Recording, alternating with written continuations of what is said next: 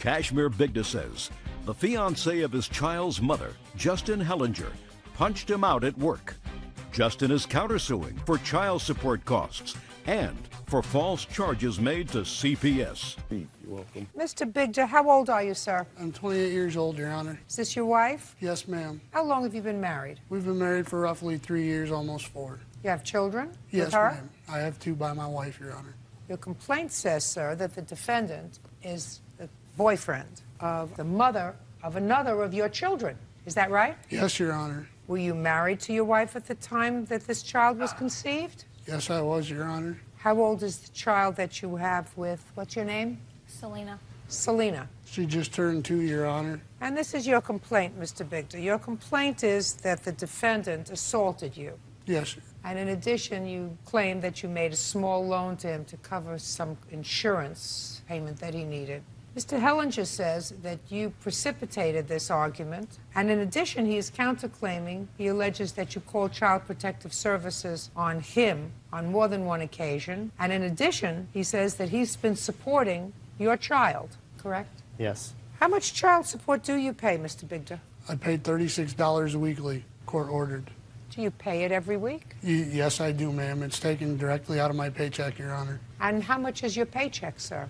My paycheck, it ranges anywhere from $300 to $600, depending on how many hours I work. Then why do you only pay $36 a week in child support? Put your hand down. Because that's what the court had ordered, because I have 2 other children and a wife. My wife does not work, so I have... Why doesn't your wife work? Because she stays home and takes care of our 2-year-old. You have another 2-year-old? You are very busy, sir. Yes, Your Honor. Why don't you work and earn $600 a week all the time, Mr. Bigda? Because the paper mill doesn't always have overtime. Some weeks you might work 12-hour days. Some days you just work 8 hours. It varies if we have people that call in or... Yes. I worked at the same paper mill, and overtime's always welcome. I left that job because of him. Right now I'm currently climbing trees, so... For a living? Yes, I cut trees down. I work for a tree service. Oh, you cut trees down. You said I climb trees. I so said I didn't know that you could make a living doing that. So when he says that the overtime ain't there, it is always there at that mill. I work there. I also put in tons of hours. Mr. Bigda, it's outrageous that you only pay $36 a week in child support, sir. I'm telling you that right now. Even if you pay it, she wants to tell me that you don't even pay it. But if you paid it, that's an outrageous figure for you to pay for child support. It's not your child's fault, sir, that you didn't know how to keep your whatever in your pants. That's outrageous. What? Sorry. I only received $26 out of that 36. 10 of it goes to the Department of Social Services towards arrears.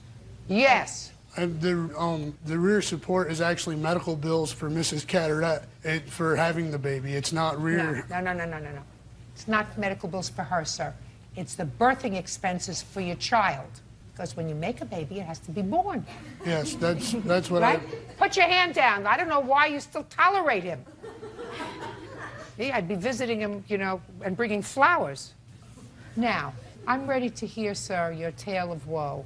On the beginning of January 2007, I had recommended Justin, because he had not had a job for a while, to the paper mill that I worked at, and they had hired him. And on January 18th, I had loaned the defendant $50 to get his car insured so he could get to and from work. 2 days later, I had also loaned him another $20 so he would have gas money. And at that current time, I was out on disability due to my hand. I had to have carpal tunnel surgery on hand. And during that time, things were going good. I had come back to work roughly the end of February. And at the end of February... So you weren't paid for the entire month of February? I was paying. I had support reduced, and it was I'm all caught up as we speak. What'd you have it reduced to? How could they reduce it any lower? Because it was reduced because I was only bringing home $230 a week due to disability. I have proof of what I had loaned him. Get on to the... So far, I hear $70, sir. All right. $70 from your $26 a week that you pay in child support, not $36. 10 goes for arrears. You acknowledge that. So you pay $26 a week, which is less than $100 a month. You want me to translate that by day, sir? Let me translate that. $26 a week divided by 7 equals $3.71 A day. That's what you pay. Let's move on. Also, when I had returned back to work on February 26th, Justin Hellinger had assaulted me several times. Well, I want you to tell me what happened. What's the basis of your claim, sir? Let's hear it. Pretty much what happened is I try to see my daughter whenever I can, and he does not want me to see my daughter, and he tries to control when I can and when I can't. And he had told me if I call to have any contact, he'd kill me and bury me. On the night of January 13th, Mr. Hellinger had come down to my part of the plant where he should not have been and started having verbal words with me. He told me that he was going to beat me up, and I didn't want to have any time of problem, so I went to turn around, and when I turned around, he had closed his fist and hit me on the left side of my head, 2 centimeters from my temple, and I was taken to the hospital by the employers. I have hospital statements showing. I'd like to see those, please. Okay. Now, Mr. Hellinger, I'd like you to tell me your version of what happened on the 13th, please. The bathroom is downstairs in the mill, so I was going down to the bathroom. There's 2 flights of stairs. I went down one flight, he went down the other. We intercepted each other in the middle. It's about a 10, 15-foot hallway. I confronted him about what he was doing to me, why he was calling my house at midnight. Just a second. When you say you confronted him, what did you say to him? I said, Cashmere, why do you keep calling my house at midnight, harassing me and my family? When did he call your house at midnight? Put your hand down! It was probably the beginning of January when all this... How many times did he call your house at midnight? Oh, several. Who did he speak to? Her or me when I was there. What did he say to you when he called at midnight? Asked how I was doing and if Justin was being good, if I was doing all right and everything was all right between us. Pretty much wanted to know about my relationship with Justin. Did you ever tell him not to call your house at midnight? Justin has several times. Why did you call their house at midnight? I personally didn't. My wife did. My wife and Selena were good friends, and Selena had asked my wife to call so they could just talk about our child and other things. They were friends, and Mr. Hellinger does not like her wife. So she would ask my wife to call late at night when Justin went to work. I'm asking you, sir. I personally have your wife. I have personally never called his house after 10 o'clock. My wife had always done the calling for me because he would not allow me to call. For you? He would not allow me to call When your wife called, did you ever get on the phone? There's been a few times that... When your wife, just the answer is either yes or no. When your wife placed the call, did you ever get on the phone? Yes. That's what he's complaining about. Do you get it? Yes, Your Honor. Okay, so you confronted him about the calls that were coming to your house being made by his wife, but then the phone being turned over to the plaintiff. Yes. And what happened next? He got a little irate, got loud with me. No. Tell me what he said. He can do anything he wants, his kid, and if he wants to be with Selena, he can be with her anytime he wants because he can just take her out to the bar and do what he wants to her. And Put your hand down. it made me grumpy. Made you grumpy? Yes, very grumpy. Well, probably mildly He made you slandered grumpy. me. He slandered me through the whole mill, told the mill all my business, told the mill, a lot of the people I worked with, that I was beating her and the kid. I confronted him about that too. He started to come at me, and at that time I just pushed through with him. And I don't know if I hit him in the head or not, but I did. Well, you did hit him in the head, sir. I had an open hand. I never closed my hand when I hit him because he's handicapped. I would not hit a handicapped person. Okay, now I'll hear you.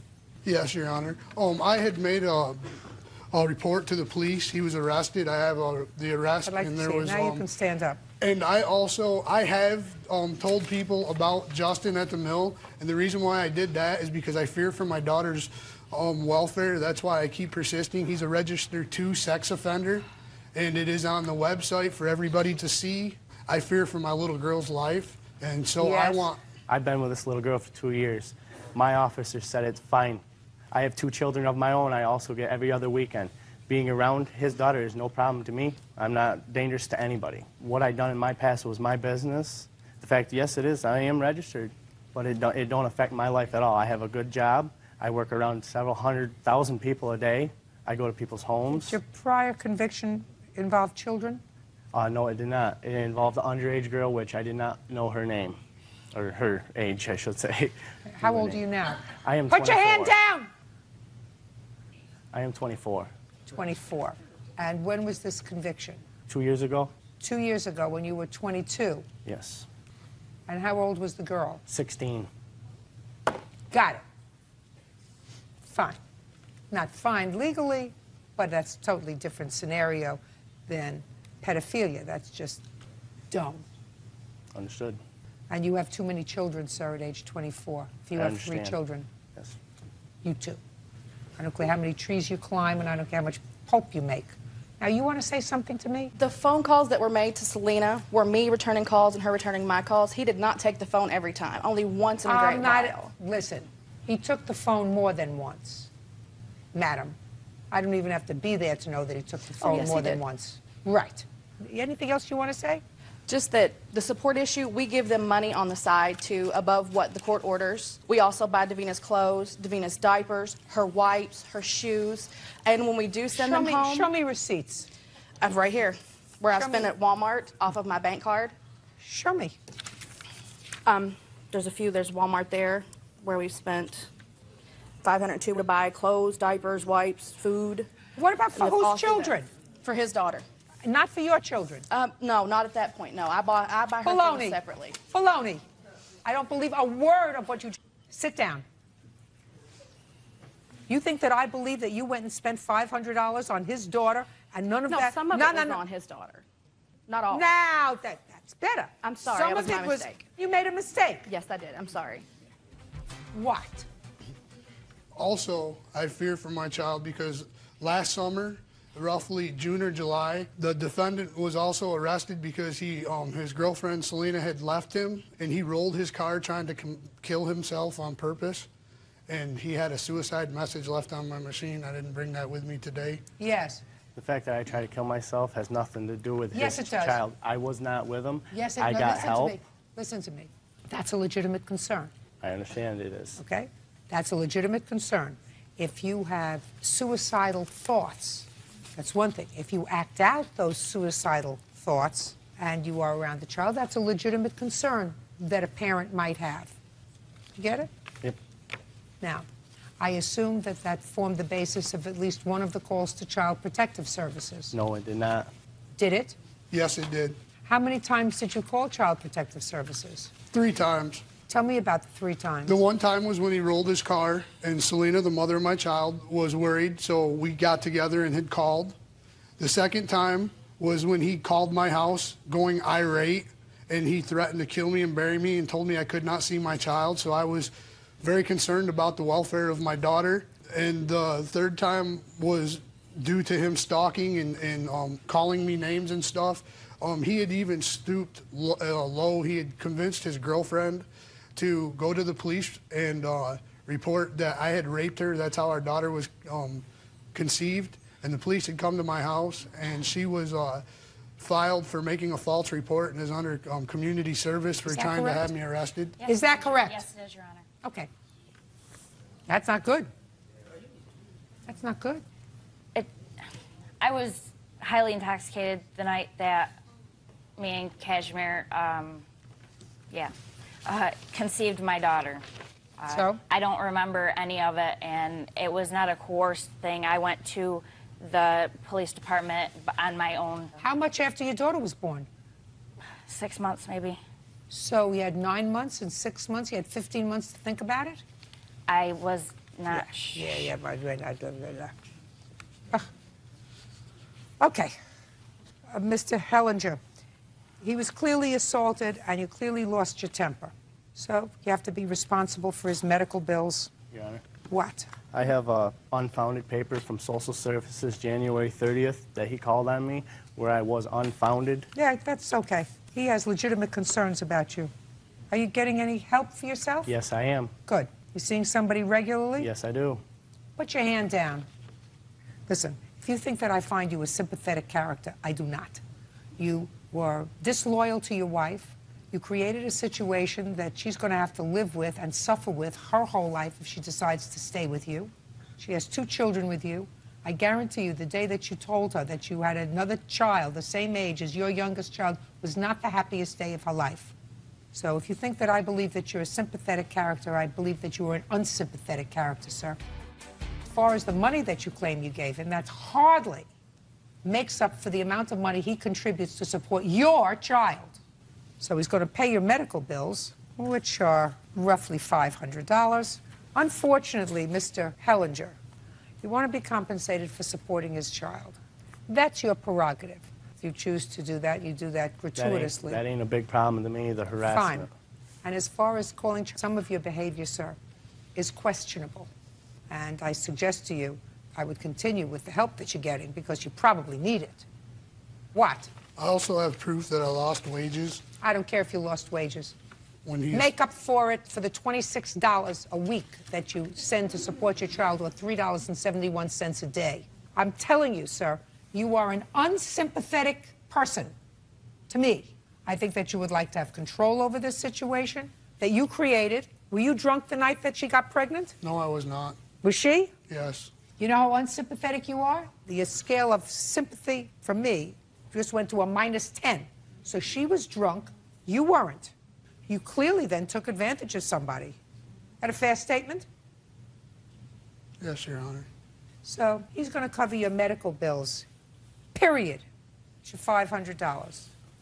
What a situation you created, sir. You created this whole situation. I know, because she was drunk. How old are you? 23. And you? 28. Goodbye, sir. You get your medical bills. Try to live with each other in peace. 18-year-old student Nikki Frazier and guardian Sam Suter are suing Nikki's mother, Stacy Hebb, for child support costs. Nikki says her mom won't turn over child support she receives from her father. Mr. Suter, your complaint is that you and your family were nothing but kind to the defendant. She was having some difficulty, and she was unemployed several years ago. Her daughter and your daughter were friends since grade school, and you volunteered to give her a home. Yes, ma'am. When she was 16. How did you do in their home, in the Suter home? Did you do okay? Yes. Did you graduate yet? Oh, I graduate in a couple weeks. What are you doing after graduation? I want to go to college. How did you do in high school? I make good grades. She's been AB honor roll all through high school. Did you apply to college? No, I did not. Why not? Because the application fees are like $50 for each application, and my mom told me she'd help me pay for them, but she never helped me pay for it. So, Mr. Suter, this is your lawsuit. Ms. Fraser lived with you for 2 years, and you got no support for her from her mother. You did not even seek support. No, ma'am. But then you found out that Ms. Hebb was getting support for Nikki from Nikki's father, and you feel as if that's unfair. Somewhat, yes. This is not rocket science, Ms. Hebb. How long have you been divorced from Nikki's father? Since she was about 6 or 7. Do you have other children? Yes, ma'am. Are the other children also the product of this marriage? No, ma'am. And how much do you receive from Nikki's father for her support? $50 a week.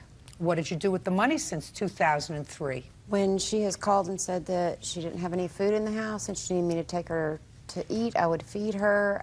If she's needed personal hygiene items, I've taken her. I've paid her cell phone bills. And yes, I did tell her that I would pay for her application fees. She never came to me and said, I've applied here and I'm not worried about college application fees. How do you support yourself? I'm a live-in nanny. You think you have an obligation to support your daughter? Yes, ma'am. So that the things you bought for her, the few toiletries you bought for her, or paying a cell phone bill, you did that for your daughter because you're her mother. That's what you do. Yes, ma'am. The $50 a week that you were getting from her father should have gone to the Suter family. He never asked for support, or I would have given it to him. Why does he have to ask? Did you ever say to him, Ms. Hebb, Mr. Suter, I get money for Nikki's support from her father. It's not right that I keep it. I'm going to turn it over to you when I get it. No, ma'am, I didn't. I instead, like I said, whenever she would call and said that she needed things, I would take care of her. Well, that's what you did for her because you're her mother. She has 2 parents, a mother and a father. You're the mother. You work. If you have to take care of a few items, if you happen to take care of a few items for your daughter, that's very nice of you. The other $50 a week, if her father knew that she wasn't living in your home, did your father know you weren't living? He just found out recently because I didn't have his number to get a hold of him. If her father knew, I guarantee you, her father wouldn't have said, well, I'm going to send her money. Her father has known. She's gone and seen him since she's lived with Mr. Suter. I'm just curious. Not that I'm taking this for the truth of what you're going to tell me, but just my own curiosity. Did he ever say to you, if he knew that she wasn't living with you, I'd like to send the money to Mr. Suter? No, ma'am. Never did? No, ma'am. He must have had a lobotomy. Ms. Hebb, this is not a difficult case. It doesn't even test my academic prowess. The last 2 years, your daughter has been living with the Suter family, and you've collected $50 a week, roughly $2,500 a year. The Suters are suing you for $5,000 because that's approximately what you've collected over the time that your daughter has been living with the Suters from her father, and that money should have been turned over to the Suter family immediately. Judgment for the plaintiff for the amount of $5,000. That's all. Make those college applications. Parties are excused. You may step out. 21-year-old Cassie Pryber Floyd is suing her ex-boyfriend, 22-year-old Andrew Higgs, for unpaid loans and for breaking her windshield with his cell phone. According to your complaint, Cassie, the defendant, who was your boyfriend, needed some money for rent. You loaned him $300, then you had a fight, and he broke your windshield in your car. You want him to fix it, and then you want money for chauffeuring him around to various things, including seeing his daughter. Correct. You have a daughter? Yes, ma'am. How old is she? Year-old. You support her? Yes. How much do you send? I send at least $150 every week. If child's mother was here, would she tell me that you spend $150 a week on your daughter? Yes. All right, Cassie, so let me hear about this first loan that you made him. When was it? The first loan was May 4th. Tell me about it. Andrew was staying in a hotel, and his brother could not loan him any more money, and he needed money for rent to be able to stay in the hotel. So he asked me if I could loan him the money for the rent. He promised to pay me back. That's a lie, Your Honor. He promised to pay me back, even if he had to give me his paychecks until it was paid off. I have a witness that was there. Where did this conversation take place? At his hotel room. Where were you staying at the time? I was living in Harrisonburg. Were you staying in the hotel? No, I was not. Did you ever stay in the hotel? I stayed one night. It's a lie. I'm going to give you one more opportunity, then I'm going to throw you out of here, which is not a good thing. You do want to be heard, don't you? Yes, sir, Your Honor. How many nights did you spend there, Cassie? And don't make it difficult for me. Only one night, Your Honor. In total? In total. Okay, now when was this incident with the windshield? The windshield incident was on June 22nd. Between May 4th and June 22nd, did he give you any money? No. Did you ask him about it? I asked him pretty much every day for it. He kept saying, I need my daughter's mom child support money, or I need it for drugs. He smoked almost every single one of his paychecks. Well, didn't that give you a clue, Cassie, that this was not the kind of person you wanted to be around? For a while, I did stop talking to him. He called me on June 22nd, said he was having problems with his daughter's mom. What were the problems he was having with his daughter's mother? He was not paying her child support, and she did not want to let him see her. What were you doing with your money? I was paying my rent. Were you smoking dope? No. Methamphetamines, Your Honor. Ooh, you doing methamphetamines? No, ma'am. That's a kind of nasty story to make up about you. But actually, Your Honor, we did take part in that there for a couple weeks, but she was involved just as well as I was. So if I asked you if you were doing drugs, the answer was yes. But the money that she loaned... Just a sec. The answer would be yes. Right. The money that she loaned me was actually because she was living with me at the time, and plus half that went to her nose also. That's not true, Your Honor. She was living down there with me because she lives house to house. She can't take care of her kids. She's been living in 7 different houses in the past year because she can't hold a job. She can't do nothing. Where are you working now? I'm a waitress. Where? At IHOP. How long have you been there? On and off for 4 years. On and off doesn't tell me. How long have you been there the last stint there? Probably about 4 months. No, give or take 3 months, 2 months. I'm sorry. I got it. Cassie Pryber Floyd says ex-boyfriend Andrew Higgs owes for loans and a broken windshield. Each is accusing the other of being a drug addict. All right, my dear. Now you can tell me about the windshield. I had picked Andrew up on June 22nd. We had gone back to one of his witnesses' houses, and everybody was drinking. He had about 2 40-size bottles of beer. Him and I had gotten into an argument. He was getting rowdy with everybody. So I told him I was going to take him home. On our way home, I received a phone call, and he got upset about the phone call and threw his cell phone up into the dash of my car, breaking and spiderwebbing my windshield. Okay, let's hear about the windshield incident. Andrew. We was at the witness's house drinking. What day of the week was that? Wednesday, I believe. Wednesday. What time did you get there? Whose house was it? Raise your hand. What time? 7:30, 8 o'clock. In the evening? Yes, ma'am. And how many children do you have? 2? Yes, ma'am. Where are they? One is with me, and the other one was with her dad. The one that's with you is how old? She's 4. And the one that's with her dad is how old? She's 2. Where was the one that lives with you at 7:30 in the evening on Wednesday? Probably spending time with my father. My parents have joint custody, but I have primary physical custody. When my father and my stepmom have time, they do spend time with her. That is not true. You got a lot of growing up to do. Yes, I know that. You know, her father takes care of her daughter. She gets her maybe once a month. I got it. I have her every day, Your Honor. Listen to me, Cassie. When a court has to get involved and give grandparents legal custody of a child. That's not what happened, Your Honor. No? Her father ended up in jail, and yes. I did not want him to have to fight me for custody because he was in jail. My dad and my stepmom do have joint custody of Cassie! for that. That is a lot of baloney. Do you want me to tell you why? Why? I was a family court judge for many, many years. People in prison do not sue for custody. And the only reason grandparents get custody of children is because a parent is unable, physically or emotionally, of them. That's why a court gives grandparents custody of children. So I'm telling you, you better grow up. You two. Doing drugs jointly or independently not only is wasteful, since you work at IHOP, and you work where, sir? I'm a truck driver. Well, a truck driver who does methamphetamines is not a truck driver that I would like to have driving my truck or on the road. Your Honor, I don't... Do we understand each other, sir? Yes, Your Honor. Now tell me what happened in the car when her windshield got smashed. She got a phone call from a witness here saying that it was another guy waiting at her house for her. And me and her got in an argument. Instead of losing my cool, I tossed her. Don't interrupt. Sure, it's true. I just threw my phone up against the window. And then next day, well, she went back to my witness's house and was laughing, saying that she hit me and everything. And she hit you. And next day, she realized that her windshield was broken. She called me up. I was like, yeah, when you threw my phone, you broke my windshield. And she's like, well, I'm not really worried about it because 2 days later, we got back together. All right.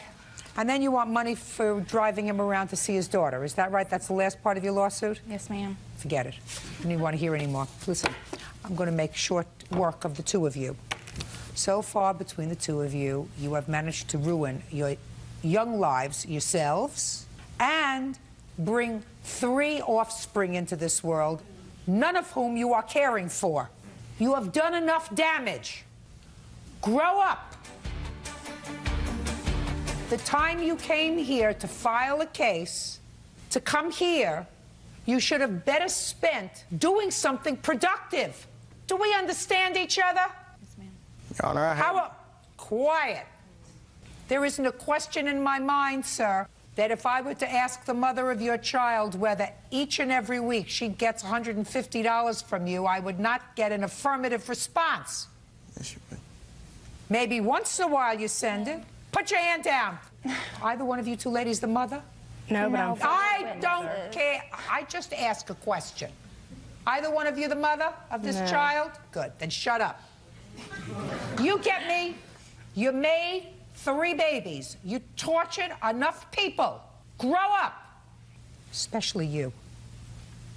That's all. Out. Parties are excused. You may step out.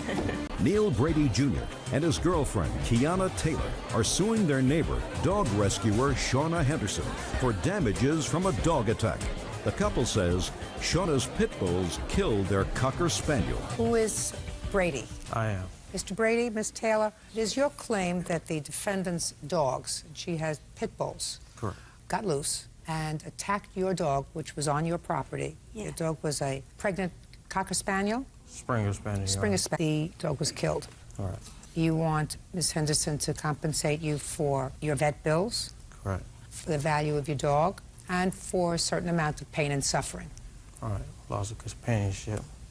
And Ms. Henderson, I'm reading between the lines, says that while it's true that her child accidentally let the dog out, Yes. there is no proof that it was her dogs that killed your dog, and that the amount that you are requesting from her seemed to change periodically.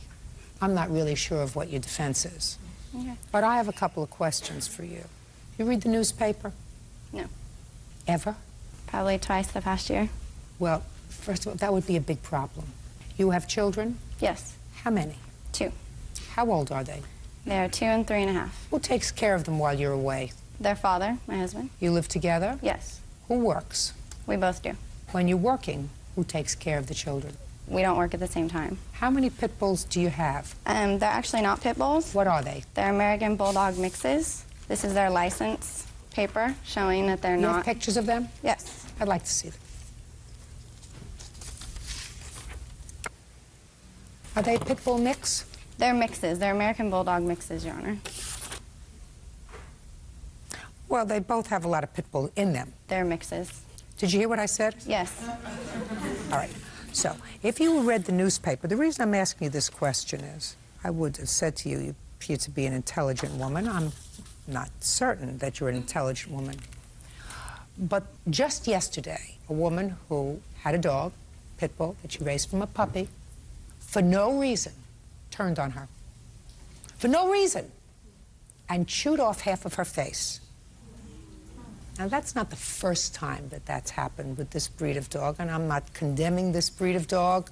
I don't know. I've never owned this breed of dog. I'm just talking to you from a layperson's perspective. So if I were the mother of 2 children, and you know that certain breeds of dog, very large ones, especially ones with the jaw configuration of a pit bull, because once a pit bull grabs hold, because of the way their jaw is configured, I gather, and I've had a lot of pit bull cases, once they grab hold, you can't get them unhooked.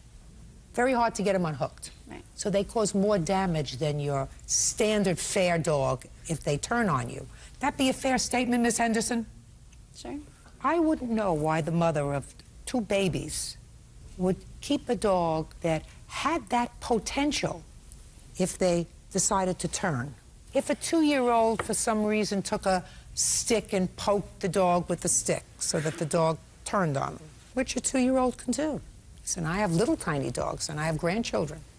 And I watch those dogs around those grandchildren because the grandchildren can go over, not in, poke them in the eye, you pull the fur. And that's the way a dog responds. Dog turns around and gives a nip. Well, there's a difference in a little dog giving your kid a nip and a dog that grabs onto your face and rips it apart.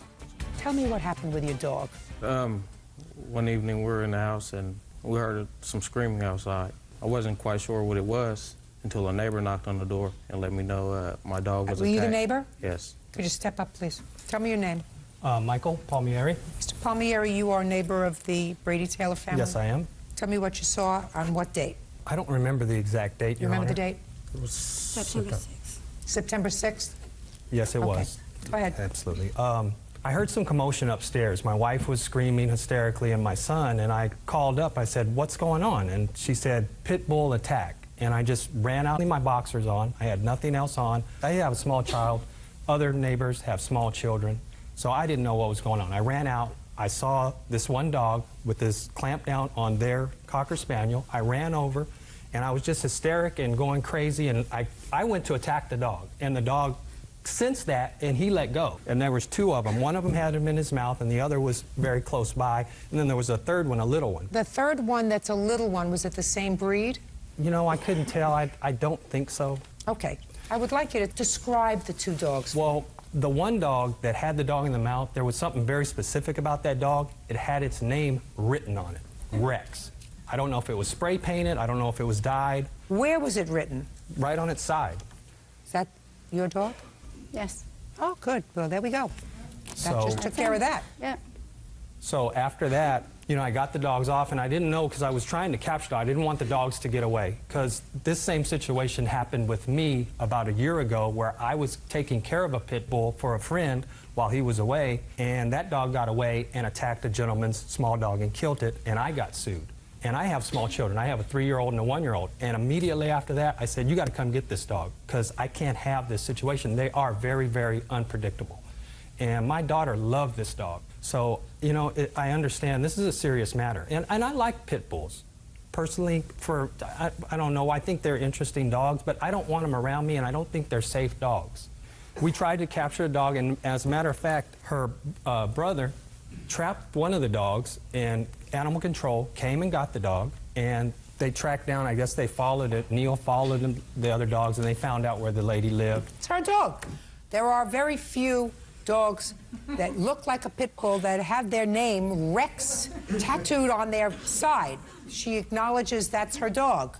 So what's the problem, Miss Henderson? The problem was that these dogs, I do foster placement, these dogs were rescued. So they've been through 3 temperament testings. They've been around 5-pound chihuahuas all the way up to 100-pound dogs. So not only have they, like you're disclosing about the personality of a pit bull, which I'm not discrediting. Miss Henderson, rescue dogs usually need to be rescued because they've been abandoned by their owner. Sometimes the owner is not a nice person. Sometimes the owner says, I can't handle this dog. Sometimes rescue dogs have been abused. That would make them even more unpredictable. Not true. I want you to just, listen, they're your children. You got a husband, you're supposed to take care of your children, you're supposed to protect them. I've said what I had to say. 10 million people have heard me say it to you. If, God forbid, something happens to one of your children, do you know how awful you're going to feel? I don't. I'm just telling you, if, God forbid, something terrible happens to one of your children, you've been now warned, laid out in front of 10 million people. Do you know that you will never in your life recover? Not only won't your children recover, but you will never in your life recover. Now, you've been put on notice by somebody who is not unintelligent that you're doing, as a mother, the wrong thing. As an animal activist, you may be doing the right thing, rescuing dogs, rescuing pit bull mixes that have been abandoned by their owner and have been through teams of 6 dog analysts. I'm telling you, as a mother, you're exposing your children to unnecessary risk and yourself to a lifetime of misery, because if, God forbid, one of these dogs turns on you, like it did turn on this lady in California yesterday, and eats off their face, you will never recover.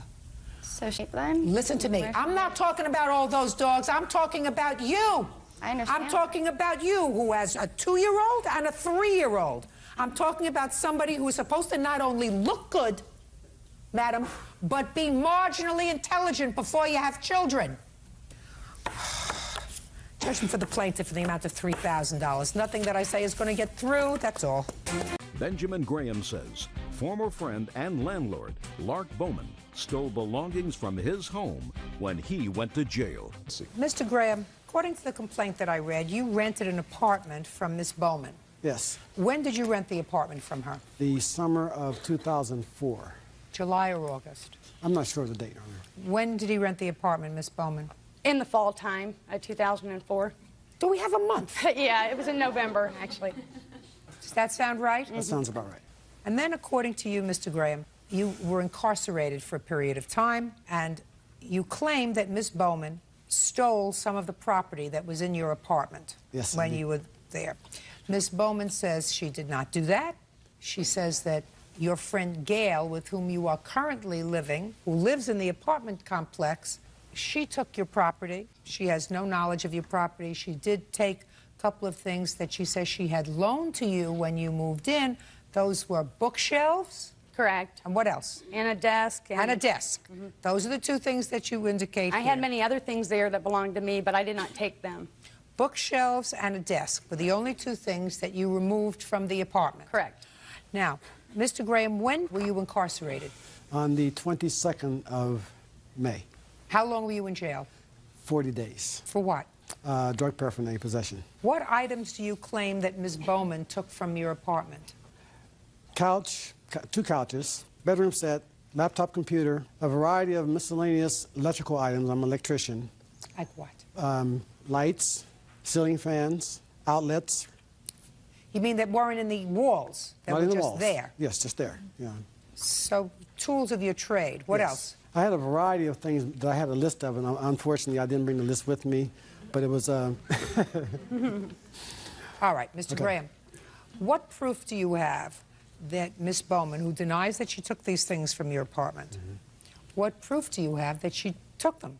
Well, besides the fact that my friend and neighbor was there when it was being taken, I also have some photos, Your Honor, that the neighbor who lived in the apartment across the driveway happened to take. I'd like to see them. Yes.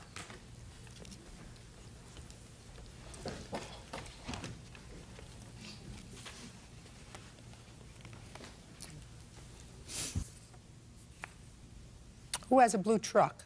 Nobody I know. The truck is purple, Your Honor. Purple truck. My brother. I'm going to ask you some questions. I better get a reasonable answer. Your last name is? Bowman. How old are you, sir? I'm 39 years old. What do you do for a living? I'm a painter. Of houses? Houses. I do maintenance. My sister owns rental properties.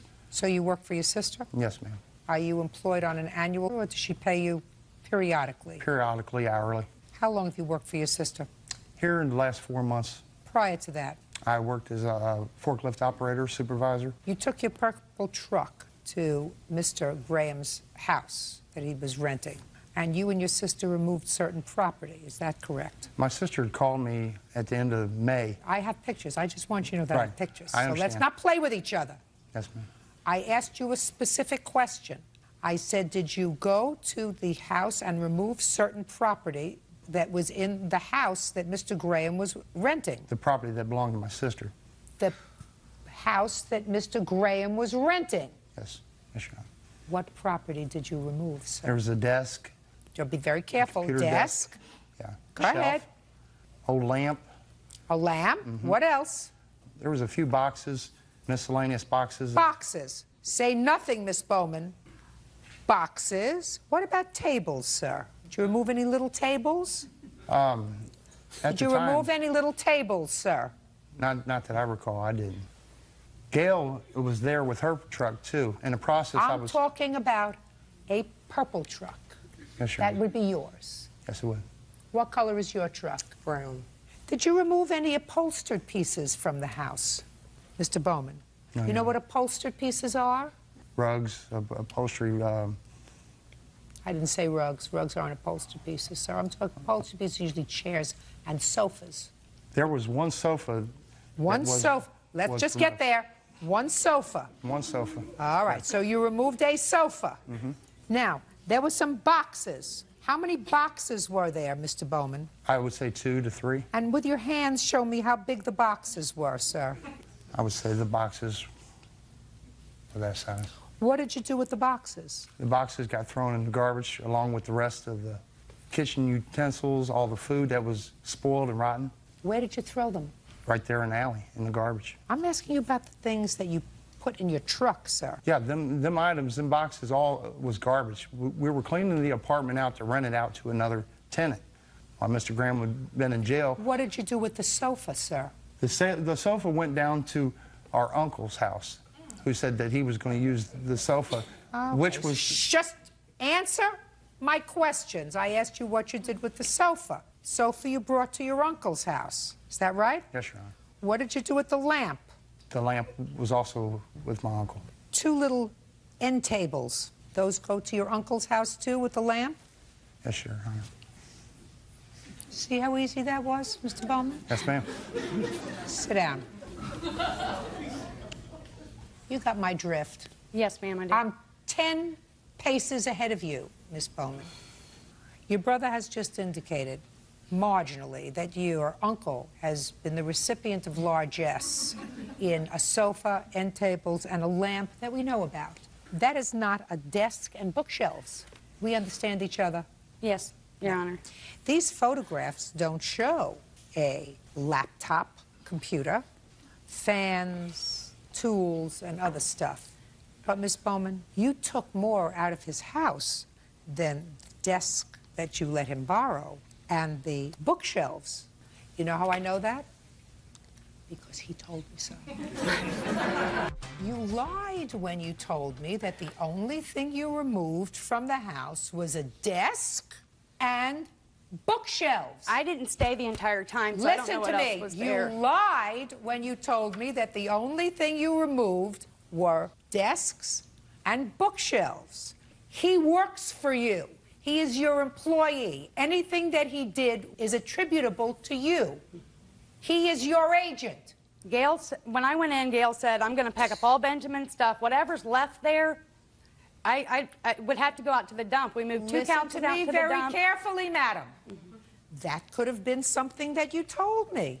That you took, I'm speaking, that you took other items from the house, but you took them from the house because they were not being used. Your uncle would have put them to good use, so you took them. Because he was in jail and Gail told you to. You could have told me that. That's not what you told me. You told me that the only thing you removed from the house was a desk and bookshelves. And that, madam, was not true. I didn't witness them taking anything else. I just asked about the shelf and the desk. And I've got pictures of Benjamin's car. I'm going to explain something to you from my perspective. Okay. You're not telling the truth. Now, I could say that in many different ways. You see how dry-mouthed you get when you lie? When you lie, your mouth gets really, really dry, Miss Bowman. Judgment for the plaintiff in the amount of $3,000. That's all. Step out. Tara Dotson says her ex-boyfriend, Jesse Harrison, owes for kicking her truck. Jesse says Tara got him fired from his job. Miss Dotson, according to the complaint that I've read, the defendant used to be a boyfriend of yours. He is no longer a boyfriend of yours, but you claim that after you had already broken up, he vandalized your car on 2 separate occasions. Mr. Harrison says that he did no such thing. When did you end your relationship with him? Approximately around July 15th of 2005. How long had you been together? Approximately about 1.5 years. Did you ever live together? Yes, ma'am. For how long? Approximately 1 year. Did you live in your house or his house? My home. Who do you live with? I live with myself and my children. How old are your children? I have a 9-year-old, a 4-year-old, a 3-year-old, and a 1-year-old. When did he move out?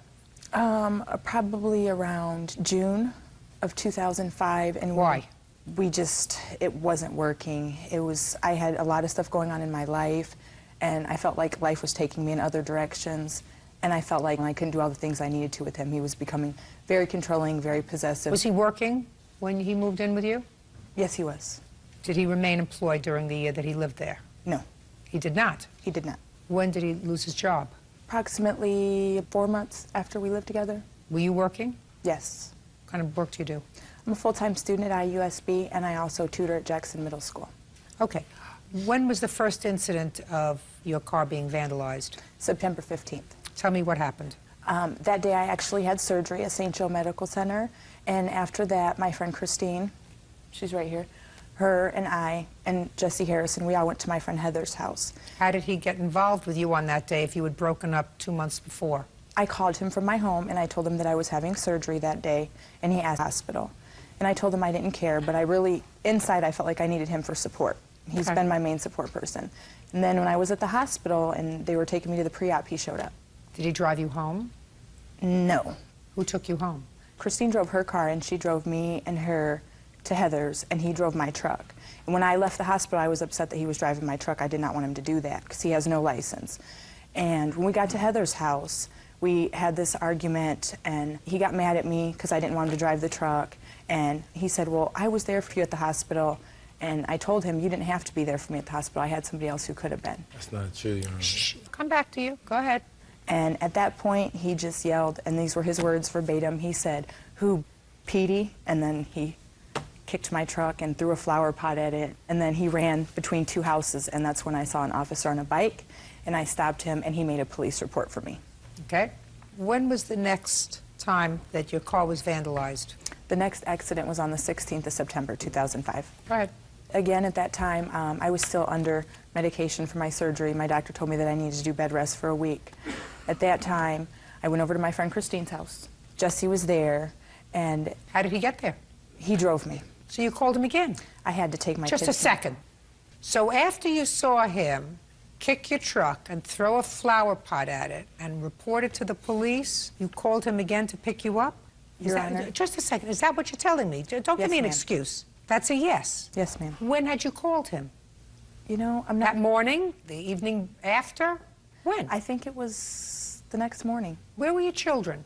My children were at my friend Christine's house. I needed to take them some supplies, and I wasn't allowed to drive. So you called him and said what? I asked him if he could take me to take Christine some supplies. And what did he say? Yes. You didn't say to him, I reported you to the police yesterday? No, he knew. He saw the police while he was running. No, it's not true. He doesn't know how the police got there, madam. I'm asking you whether you told him that you had called the police the day before.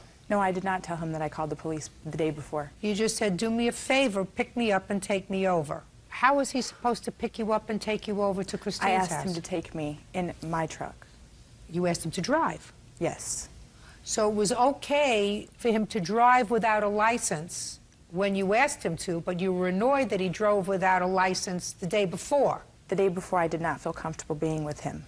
That's not my question. You told me a moment ago, madam, that the day before you had an argument with him because you didn't want him to drive your car because he didn't have a license. That's what you told me.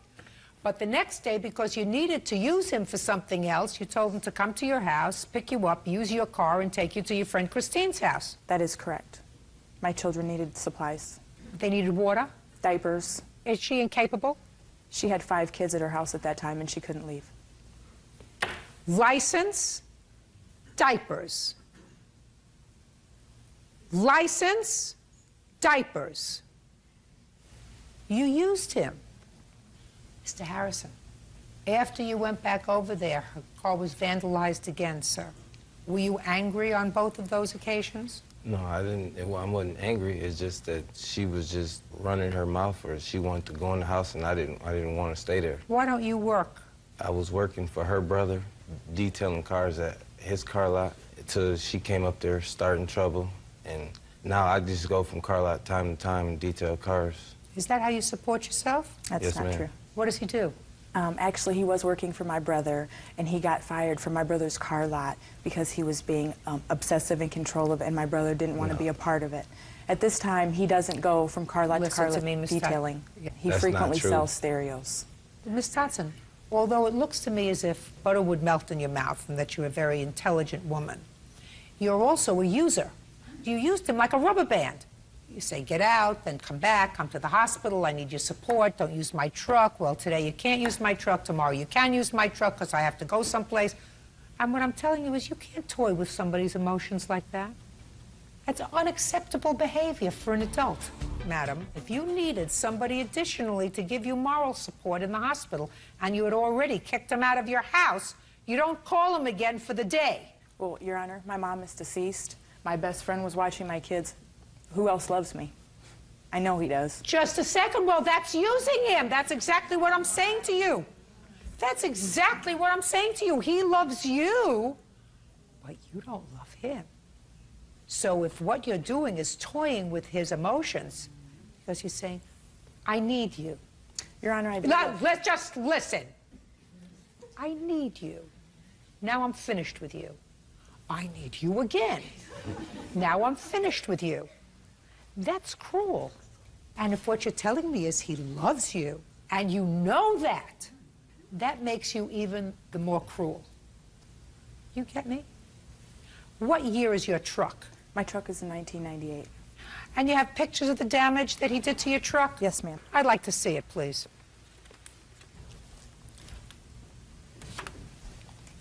And your brother has a body repair shop? No, actually, my brother has a car lot. He sells car used lot. cars. Does he also repair cars? No. No. That's too bad. Well, I get some stuff there to detail it a little bit. And you could probably get that dent pulled out by somebody for a couple of $100. Nowhere near $1,700. You have to learn to be a nicer person, madam. I understand, Your Honor. Good. Judgment for the plaintiff. Not for $1,700, for $300. Get your car fixed for that. That's all. Step out. 20-year-old Catherine Gonzalez is suing her ex-boyfriend, 20-year-old exterminator Zachary Finney, for breaking their apartment lease and for a loan to have his teeth fixed. So you two people, when you were under 20, decided to take up housekeeping together, according to what I read in your complaint, and you leased an apartment. At the time you leased this apartment together, were you working? Yes, I was working. And how much did you earn a week? I got $9 an hour. I'd get like about $400 or $500 every 2 weeks. Well, is it $400 every 2 weeks or $500 every 2 weeks? The months differed, but I know in December when we moved in, I made $1,083.10 in December. No. In December. Did you work overtime for Christmas during that time? I worked a little bit more hours, but... Okay. So let's say you made $500 every 2 weeks. Yes. Okay? And you, what kind of work were you doing? I was a mover, and I made about, say, $350 every week. So you made about $1,400 Yes, ma'am. a month. And what kind of an apartment did you rent? A one-bedroom, How much was the rent? $530. When did you sign the lease? We signed it in November, but it began December 1st, 2004. And it was a 6-month lease? It was a 1-year lease. How long did you live there? I lived there until June. So you lived there for 6 months? Yes. And then you moved out? Yes. How long did you live there? I lived there until September 30th of this year. So you stayed on an extra 3 months? I'd say almost 4. Did you pay the rent for the 4 months that you lived there? Yes. They're coming after you for the 2 months rent that remains on the lease after he moved out? Yes, 2 months. He didn't pay rent. You want him to pay those 2 months? Yes. And also, he had porcelain veneers put on before we moved into the apartment even. And he promised he would pay me back for those when we went to Mexico to get his porcelain veneers. How long ago was that? That was last fall. So A year ago? Yes, a year ago. Forget about it. I'm not interested in something that happened a year ago. Then you moved in together, you pulled money. Did you have a joint bank account? Yes. Or no? Yes. Yeah. Get over it, Ms. Gonzalez. Now, why do you think that he should be responsible solely for the last 2 months' rent? You moved out in June. He promised me he would stay there until the lease was over. I told him, you know, he didn't want to live with his parents. I said, you don't have to worry. I won't ever make you live back with your parents. As long as you stay there, you can stay there. I trust you. And he promised that he would stay there until the lease was up. Well, didn't you promise him you were going to stay there until the lease was up when you signed the lease with him? Yes, but until he asked me to leave, then... He asked you to leave, why? There was a lot of reasons. I could have left before. I stayed there to help him pay rent, and really that was the only thing I was staying for towards the end. And the moment he told me that I could leave, I was happy. He said, please leave, and I said, okay. Because he was making everybody's life miserable. Yes. He was... Well, but I still don't get your position that it was okay for you to leave and stick him with the rent, but it's not okay for him to leave and stick you with the rent, or at least half of it. I would have stayed there, but he told me that I could leave. Miss Gonzalez, stop being a baby. Two 20-year-olds, if they're not getting along, don't stay with each other. That's why police come to houses, because people get hot-tempered and nasty stuff that goes on in people's homes when they're not getting along. So you left. Yeah. And he paid the rent. Yeah, he paid the rent. So? And he should have continued to pay it until December. Also, he signed... You should have continued to pay it after you left in June. Where did you go? I went to live with my dad. And... Well, if you went to live with your dad, then you had plenty of money. You should have given him No, half I the did not rent. have plenty of money. I had bills. Listen to me. You should have given him half the rent. Said, I'm leaving. Too bad it didn't work out. We shouldn't live together. I'll give you half the rent. I have a piece of paper, though, that says he owes me $800 per month for rent and expenses, regardless of whether we're living. It doesn't say, not if Zach doesn't live there. It doesn't say any conditions on it.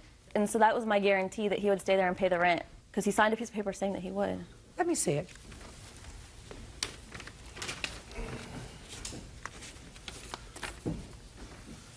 I, Zachary Finney, will give $800 a month for rent or other reasons to Catherine Gonzalez for a period of 1 year from December 1st, 04 to December 1st, 05. What does that mean, sir? To get the apartment that we moved into, I had a lease that I had prior to living there with my roommates. I had an apartment with them.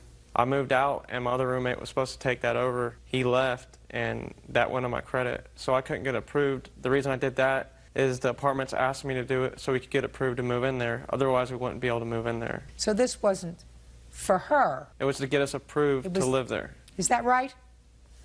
Is that right? Yes, that's right. All right, give this back to her.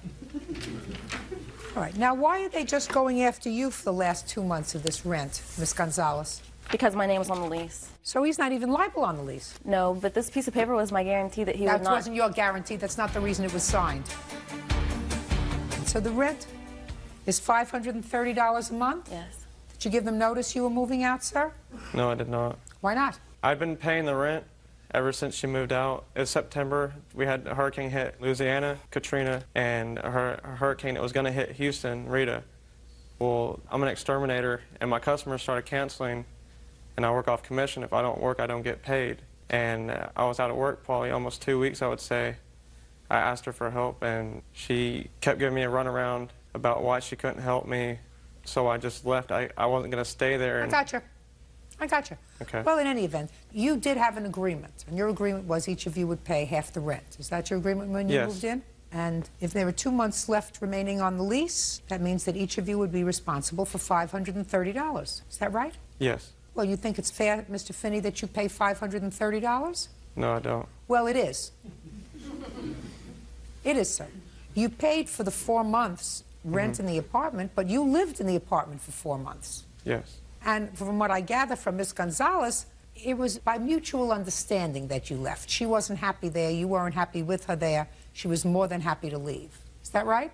Yes. Well, I think it's reasonable that each of you is responsible for the last 2 months that remain on this lease. And next time you decide to set up housekeeping with somebody, you better make sure it's somebody that's going to either stick it out with you, or if they're not going to stick it out with you, then you can afford to pay the rent by yourself. Do you understand? Yes. It's not his responsibility to pay this entire amount, nor is it yours. Anyway, judgment for the plaintiff in the amount of $530. That's all. 27-year-old Tina Soundtress is suing her ex-boyfriend, 26-year-old Alvaro Macias, for the cost of a digital camera and the accessories. Tina says Alvaro's neglect caused the camera to be stolen. Miss Soundtress, Mr. Macias used to be your boyfriend, then you broke up, then he was your friend, and according to your complaint, you allowed him to borrow a camera of yours. Correct. And unfortunately, the camera was lost or stolen while it was in his possession. You want a new camera. Right. Mr. Macias says, I offered her a camera, the same kind of camera that she had. She didn't want that. She wants a different model that's twice as expensive as the one that I borrowed. Is that true? They don't make the same model as the camera anymore that I had. Well, tell me about the camera that you let him borrow, because clearly he's responsible. The only issue is, what is he responsible for? Well, I loaned him the camera, a lens, the case, and the memory card. How much did you pay for it when you purchased it? It was around $1,200. You have the receipt? Yes, I do. Let me see it. That's for the camera, and this is for the case. They don't make the same model anymore. So? So I wouldn't be able to get the camera, so I feel that I should be allowed the model that replaces my camera. No, darling. No. Let us say that he borrowed your 1987 Chevy Camaro, and he damaged the car so that you couldn't drive it. But they don't make a 1987 Chevy Camaro anymore. You don't get a 2006 Chevy. Do you understand? Yeah, I understand. Does that make it simple for you? Mm-hmm. Good. Okay, so now I'll hear you. I do a lot of different things. I'm not interested in what. In the fact that she had a relatively new camera, she lent it to you, either through your own negligence, because if the camera was in your possession at all times, it wouldn't have gotten stolen and it wouldn't have gotten lost. Yes. All right. Now, you're not responsible to buy her a brand new Cadillac. You're responsible to replace it or give her the money that she spent for it. But let me explain to you what happened. I don't care what happened. Does it matter what she said to me? No. She's suing you. You're going to tell me she said, forget it, I don't use it anymore? Yes. I don't care. Now, she changed her mind. That's what women do. They change her mind. Men don't ask for directions. Women change their mind. I work for a newspaper, and I also do a radio show. Me and my business partner went to New York for a conference, all right? It's a Latin rap conference. She's a fan of the music. I don't care. I don't care. She bought the camera with her own money, and you lost it. Now you have to replace it. And I did. I worked for a newspaper. We went over there to take all these pictures. I told him, watch the camera. It was the end of an artist showcase. And I went to get all this other stuff. Listen to me. I'm not interested in how it got stolen and how it got lost. It's your responsibility. How many times do I have to say that? Okay, but I did. When I got back, I told her what happened, okay? I said, let me figure something out. because it's a lot of money. That's an expensive camera. I had told her, don't get that camera because it's too expensive, okay? But anyways, that's not the point. I told her I'd figure Listen to me. Just tell me things that are the point. It's very late and I'm hungry. It's lunchtime. All right. So I want you to just tell me the point. All right, I managed to, the newspaper I work for, I managed to get them to give me this camera. I have the same exact camera at the newspaper. I talked to them. Just a minute. The same exact model. Shh, listen to me. You have a brand new, same camera that she purchased. Is that what you're telling me? It's not brand new. Judgment for the plaintiff in the amount of $1,225. That's all. Get out. Christy Wise says ex-boyfriend Nick Knox owes for 2 different loans. Nick claims Christy was never his girlfriend. Ms. Wise, you and Mr. Knox dated for a period of time, not very long, 6 months or so? Yes. No, not true. Never. I'm not talking to you. And according to your complaint, during that time, you made a series of loans to him for various things. Gambling debt, some DUI fines that he had because he had lost his license. While Mr. Knox acknowledges that you gave him gifts, he says none of them were loans. None of them involved gambling. So, when did the two of you start this relationship? I met him online and on a website called MySpace. My friends told me it was a good place to meet people, so I signed up and I got a message from him. I got the message at the beginning of January. January of 2005? Yes. When did you give him this first chunk of money? July. So between January of 2005 and July, there were no loans? Correct. Did you see him? Were you dating? We were not dating at that point. We only dated for like a month. What month? Month of June. June to July. So between January when you met and June, did you communicate on the internet or not at all? We talked on the phone. I went up and visited him, and we talked online too. But in June you started dating? Yes. And the first money that you gave him was in July? Correct. That should have been a clue. What was the money for? It was for, he went out and gambled when he was out drinking, and he gambled $1,000 and only had $500. All right. He called me and he told me about it. I want you to tell me exactly what he said to you when he called you. He told me that he had went gambling and he bet $1,000 on a card game, and he only had $500, and the guy was going to come over the next day and physically harm him if he didn't have the money. And he didn't have the money the next day. He called me and told him that the guy had came over and physically harmed him, and then I went up the day after and gave him the $400.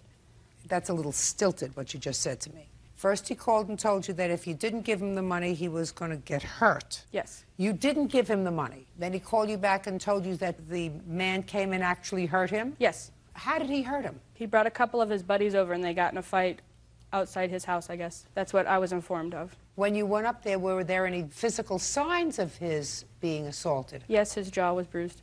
Was? Yes. Black and blue? Yeah. And you gave him the $400? Yes. What did he say to you? He said, thank you, I will repay you as soon as I can. When was the next sum of money that you gave him? August 15th. It was for his DUI for $250. Tell me how that came about. He called me and he informed me that he did not have enough to make his monthly payment for his DUI, and he asked if he could borrow some money. And I said, how much do you need? He said, $250. So I said, okay. Well, did you know he had had a DUI? Yes, he informed me. When? Back in January. How did he tell you he had a DUI? We just were talking, and he just told me we got on the subject of driving, and he's like, well, I got a DUI. Did he drive? No. So you did the driving? Correct. When did you lose your license? November of last year. How many DUIs have you had? Just that one. Must have been a bad one. Were you in an accident? No.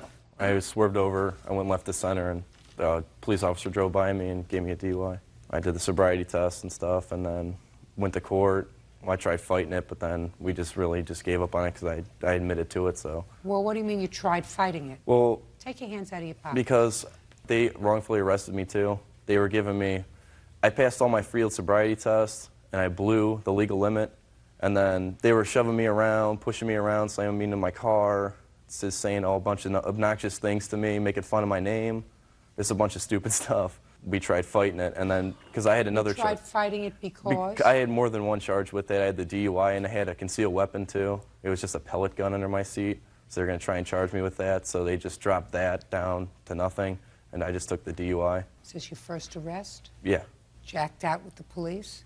Not really, no. Just, Where had you been drinking? I was with my girlfriend at the time then, Yeah. and we were at our friend's house having a couple drinks, and then I left and took her home. And then on my way home, I got in trouble. And what kind of fine did you have to pay? $1,500. And how much time did you have to pay it? 2 months. I got sentenced in May of '05. I had 2 months to pay it. Did you call her and ask her for $250? No, she gave it to me. So she gave you the $250? I told her all about, we were talking on the phone. We never dated, first of all. Second of all, we were talking on the phone. I told her about my situation. Tell me what you told her about your situation. I just told her I got a DUI, and she's like, well... Just a sec, she already knew that. She knew that from January. I'm asking you about the money that you were short. Oh, I told her because she's like, well, you want to go out? I'm like, well, I have no money. I might have to save up for my fines. I'd save up for my fines and stuff. And then she's like, well, I can help you out. I want to get you back on your feet, you know. So instead of her driving all the time, I'd be able to get my license back and pay my reinstatement fee. So she told me she would help me out. She never told me I had to pay her back. She never said anything about that. Let's say, Mr. Knox, that she didn't say you had to pay her back. Don't you think you had to pay her back? I was going to. Don't you think yes. that's the right thing to do? I was going to do that. Yes, I was. Right. That's Good. what I was going to do. That's what I like to hear. I don't like to hear bums standing in front of me. I like to hear people who act responsible. Because quite frankly, Mr. Knox, I could understand it if you said to me, you know, I met Miss Wise and I was involved with her and I cared deeply about her and we were involved in a relationship and I was short a little bit of money and she said, you know, honey, don't stress. I can advance it to you. I don't want you to worry about it. But according to you, you weren't involved with her. You never even dated. Yes, we were. You never even... We did not date. You never even dated. You never went out with her. So taking $250 from her, that would make you a bum. Go stand on a corner with a cup. Now I want you to tell me about the $400 for the gambling. There was no gambling thingy. That is not true. That is just the most untrue thing I've ever heard in my entire life, actually. There was no, I got a gambling debt. I mean, I'm not a small guy. I'm not just going to have some guy come to my own house and beat me up in my own house. That's not true at all. I had no bruises on my face, nothing. I owe nobody money. The money she did give me, that was towards my DUI. And how much was that? That was $200. Pretty sure it was $200. No. We're talking about two different amounts of money. Oh. Mr. Knox, we're talking about two different amounts of money. One was $250 for your fines, but you had additional amounts of money that you owed. Mm-hmm. How much was the second amount of money that you owed? About $400. All right. And what did you owe the $400 for? My reinstatement fee on my license. My fines were already paid off by Just then. a second. We're going to get there. On your best day, you are not as smart as I am on my worst day. Do you understand that? That's true. So while it's very possible that you took the $400 and paid your fines with it that you got from her, right? Maybe the story was, if you don't help me out, I'm going to get hurt.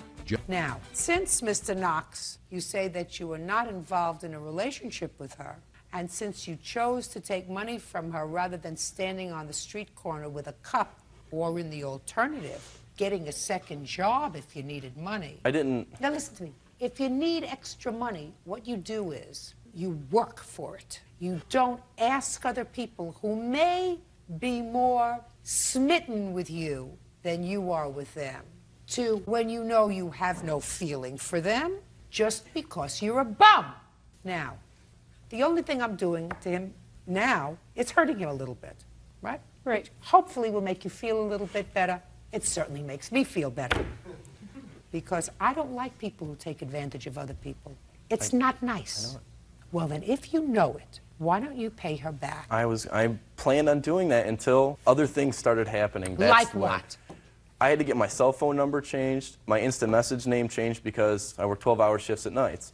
So she would call me every single night, at least a dozen times a night. I have phone bill records to prove it, that she would call me at least a dozen times a night. What would she say when she called you? She'd call, I wouldn't answer because I'm at work, so I can't answer my phone. So she'd just keep calling and calling. Did you ever call her back? No, because she'd call private numbers. Well, then let me ask you this question, Mr. Knox. I couldn't call her back, Mr. though. Knox, let me ask you this question, sir. You knew how to communicate with her via the internet. And if what you wanted to do was to sever all ties with her, because according to you, she was becoming obsessive. You didn't know that because you didn't speak to her, so you don't know whether she was calling you 100 times because she said, you know, you owe me money, and if you don't want to have anything to do with me, fine, but at least give me the money you owe me. Sometimes when she would call, I'd answer my phone, and she'd say nothing about money. She'd just be like, oh, hey, what do you want to go out? That's all she'd say. And what did you say to her? I said, no, I'm at work. Fine. Why don't you just say to her, Christy, listen, I'm not interested in you socially. You have a girlfriend, or I'm involved in school and work and whatever. I know I have to give you some money, and I'm going to give it back to you, $100 a week until it's all paid off. I tried doing that. When did you try doing that? I told her that I was going to, I asked her if she could send me in an email or something, her address to her house. I'd send her $100 checks every week in the mail. I told her I'd give her this, like she said she was going on vacation. Just a second. Did he ever ask you for your address to send you money? Yes, he did, but I had previously offered him the option to pay me every week, and he denied it. Just a second. What did he ask you for your address for? To mail me a check, so I didn't have to see me. So why didn't you give it to him? Because I asked him to do it No, sooner. listen to me. So if he said to you, give me your address so I can send you a check, why didn't you give it to him? Because he didn't want to do it when I wanted to, and I had already filed a claims court when he called me. It was before. It was before claims Listen, court. Miss Wise, don't throw the baloney at me. Ma'am, I have a voicemail that he did send me, and it's him acknowledging he owes me money, the full amount. Does he say what amount? Yes, he does. Oh, let me hear it. In the mail from the Municipal Court saying I owe you $1,086. Why don't we just do this? Every week I'll send you a check in the mail for $200 on the button every single week until it's paid off. I'll call you back later, and that's about it. You hear $1,086? Good. That's what he said. Okay, well, that's an acknowledgement of a debt, Mr. Knox. I knew I had to pay her back. I know well, that. then why didn't you say that to me in here and save us all a lot of time and trouble? I got other cases to handle today. I tried settling it with her. She wouldn't. She wanted to come here. Judgment for the plaintiff in the amount of $1,086. That's all. Parties are excused. You may step out. Mamie Carter says her son's former friend, Michael Powell, damaged her home while she was on vacation. Mamie claims Michael threw parties the entire time she was gone. Miss Carter, you hired the defendant to sit while you and your son went on a vacation. And according to your complaint, you came back and found your house trashed, some alcohol missing, and the place generally a disaster. How old are you, Mr. Powell? I am 27 years old currently. And what do you do for a living, sir? Currently, I'm a waiter, and what were you doing when you were engaged by Miss Carter? Full-time college student, Your Honor. Full-time college student at age 27? I'm on the 10-year plan. Where were you living? I was living... Why are you gazing up at the stars? I'm sorry. These are not hard questions, Mr. I'm sorry, Powell. Your Honor. These are not hard questions, sir. I'm sorry. I live Where in were you living at the time that you were retained by Miss Carter and you were a full-time college student on the 10-year plan? I live in a duplex near downtown San Antonio. With whom? With a roommate of mine. And who supports you? It's not an answer. The state. How does the state support you? Student loans, Your Honor. You've been getting 10 years' worth of student loans? No. That's why I've been in it for so long, because I've been working as well as going to school at certain points in time. So that's why I'm 27 and still in college. How many credits do you have? So you don't mind if I go through this with him, do you? This have a is good fascinating. time. I'm going to have a good time. You know. Sometimes the job demands you have a good time. Sometimes. I'm a little bit indecisive, Your Honor, so I've changed my major quite a few times. So probably I have accrued close to 160 hours in school. What do you want to be when you grow up, Mr. Powell? Where does your family live, Mr. Powell? They live in San Antonio, Texas. Is that where you come from? Yes, born and raised. Are you friendly with your parents?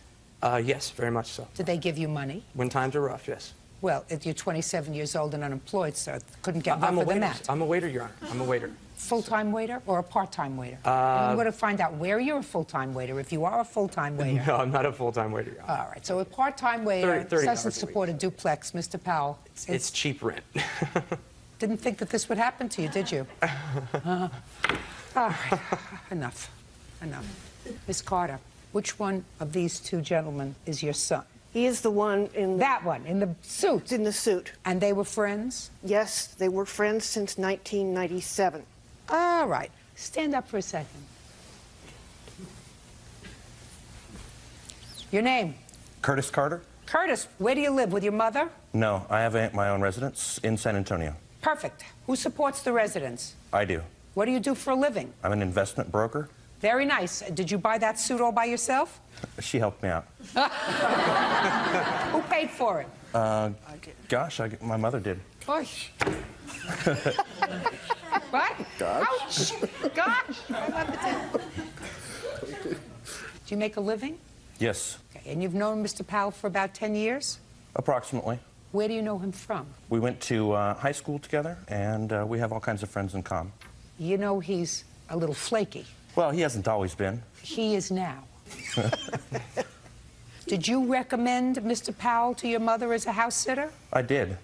But we had previously hired him, Your Honor, on a previous occasion, and we got along without difficulty. How many days did he house sit on the previous occasion? Maybe a week. And he lived at your house? That's correct. How long ago? 4 years ago. And 4 years ago, Miss Carter, was he a college student? Yes, he was. 4 years later, he's still a college student. That's right.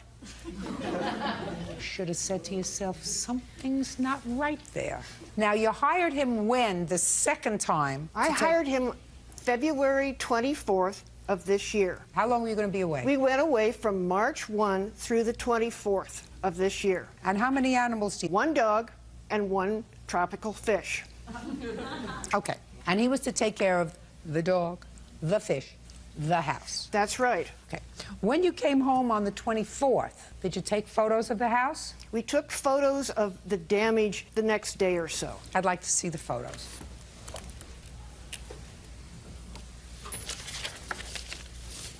Are you an otherwise neat person? Not particularly. Now, where was this brick wall? The brick wall is outside my kitchen. Somehow, it was knocked into the driveway. A 4-foot section of it was knocked in. Your Honor, okay. I mean, it wasn't a 4-foot section. It was maybe more like 2 to 2.5 feet. It was about 15. I know because I bought the bricks. There was... I want you to tell me, Mr. Powell, how the brick wall fell down. All I can really tell you is I believe it was because she lives in Almas Park, which is also a basin. It floods there a lot. Just a second. Did it flood the 3 weeks that she was gone? No, Your Honor. And we are not in the floodplain. You have to give him a chance, Miss Carter. Don't interrupt him. Either way, Were you leaning against it? I was leaning against it, indeed. You were leaning yes. against it when it fell over? When it started to tremor, and then, boom, fell down about close to 15 feet into the driveway. But I also have leave to give. I told you, don't interrupt him. So you were leaning against the brick wall and it fell over into the driveway? Indeed. And you tried to fix it? Indeed. Indeed, I did. Did you fix it? To the best of my ability, I had my friend over here, Jason, and his brother-in-law, who does construction and mason work. 27 years. Helped to put the brick wall back together again. And I even planted flowers in the flower pots because I felt bad about the whole situation. So. On what date, Mr. Powell, did the brick wall fall down? Well, I'm basing this on the plaintiff's statement. She said I No, got it on I don't want you. Well, the plaintiff is in Africa, on the plains. Okay. You are on her brick wall. Okay. So you tell me what date. Let's go back a second, Okay. Mr. Powell. You're 27 years old. Yes, Your Honor. You're a 10-year veteran of college. Yes, Your Honor. How many brick walls in your life have fallen down when you were leaning against them? None since that one, Your Honor. Before this one? Any before? No. So that would be an event that you would remember. Now, Indeed. on what date did the brick wall fall down? February the 27th. That would be before she left. Oh, I thought she said she left the February the 25th. See, this is the problem here, Your Honor. It's been so long since the whole incident has occurred. I really don't, dates are kind of a problem for me to recollect at the time. Life is a problem for you, Mr. Powell. Now, when did you have the first social gathering at her house? Well, I had a few social gatherings. They were spread out, you know. She said I could have a few people over, several people over. She said there wasn't a problem with that. So I did have friends over. That's not true. Don't do it again. Otherwise, I'll say goodbye to you. And you don't want that to happen. No, I don't. How many times did you have social gatherings in the 3 weeks that you were house sitting? 3 weeks I was house sitting, probably 6, 7 times. And give me a range of number of people that you had at the house when you had these social gatherings. The most at one time would be 5, including myself. Were you always inside, or did you go outside? We went outside. When you went outside, what did you do outside? Smoke cigarettes. How many bottles of Miss Carter's alcohol did you consume? I believe her statement was 2 bottles of wine. If you don't know, say, I don't know, I don't remember, or I drank 2 bottles. 2 bottles of wine. And a little bit of Chivas Regal that she had there. Not the whole bottle, Now, which she claims. The alcohol was in the bar? It's actually in the kitchen. It's in a little drawer. A bottle of Chivas Regal doesn't fit in a little drawer. Well, there's plenty of cabinets in her kitchen. So it's in a cabinet, not a little drawer. A cabinet. Did she have food in her refrigerator? She had a little bit of food in her refrigerator. She also had a pantry that was well stocked with soups and the like. Did you partake? Yes, because that was part of the plan. She offered to let me eat and drink, so I did. I didn't have a lot of money Were at the you time. supposed to get paid for watching the house? Yes. I believe the agreement was $10 a day for 25 days, and I was supposed to receive $250, which I never received. I mean, she wouldn't answer back my phone calls after the first day, so I had to get an attorney. Because through my circle of friends... You got an attorney? Yeah, because I heard, well... You hired an attorney? Yes, because we share, Kurt and I share, her son share the same friends. And so you hear a lot of rumors and hearsay, and I was hearing she was bringing detectives into the house and doing all this, meticulous research, and I felt like my best bet would be to get an attorney. How much did you pay the attorney? $150 to send her a letter. What you're telling me, sir, is you paid an attorney $150 to get you $250. Also, just to communicate, because she was not, at that point in time, was not communicating with me. So I could not... Just answer my question. You paid an attorney $150 to send her a letter to get your pay of $250. Also to say that if there's any kind of damage as far as the brick wall is concerned, if it was a problem, me drinking the bottles of wine, no big deal. Take it out of the $250. But then when I serve the papers, I see this long list of these, How did the banister, this wooden banister, get broken? Which was broken when I got there. Shh. The wooden banister was broken when you got there? Yes. Split in 2? It was split in 2. Is that right? Yes, it was split in 2, but it was not split in 2 prior to my leaving on the trip. No, just a second. That's what I'm saying to you. Was the banister split in 2 when he came? Yes. Was the banister broken before he came to house sit? No. Well, you have to listen to my question. When you came home, how did you find your pets? My dog was in good condition. Good. Well, at least he did something right. What about the fish? The fish was still living. Also, a blessing. Yes, I agree.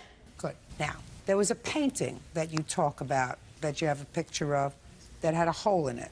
Tell me about the painting. This painting is of a relative of mine. It's a great painting, by the way. Thank you. It's a village blacksmith. It's a family heirloom. Tell me about the damage to the painting. painting. It is museum quality, and I discovered that it has a puncture and a rip or a tear in it, and the heavy gold relief frame had been broken off and damaged in it. Was it hanging on the wall when you came home? Yes. But hanging on the wall damaged? Yes. Had it been damaged before Mr. Powell started to babysit for your house? Not at all. You. Nice suit. Thank you. Could you step up, sir? What is your name? Barton Simpson. Mr. Simpson, you're a neighbor of the Carters? Yes, ma'am. Tell me what happened in the household while Mrs. Carter and her son were in Africa. The first thing I noticed was the defendant's red car, because Miss Carter's car was gone, and it had the writing of a wax on it that would be indicative of the police impound lot in San Antonio.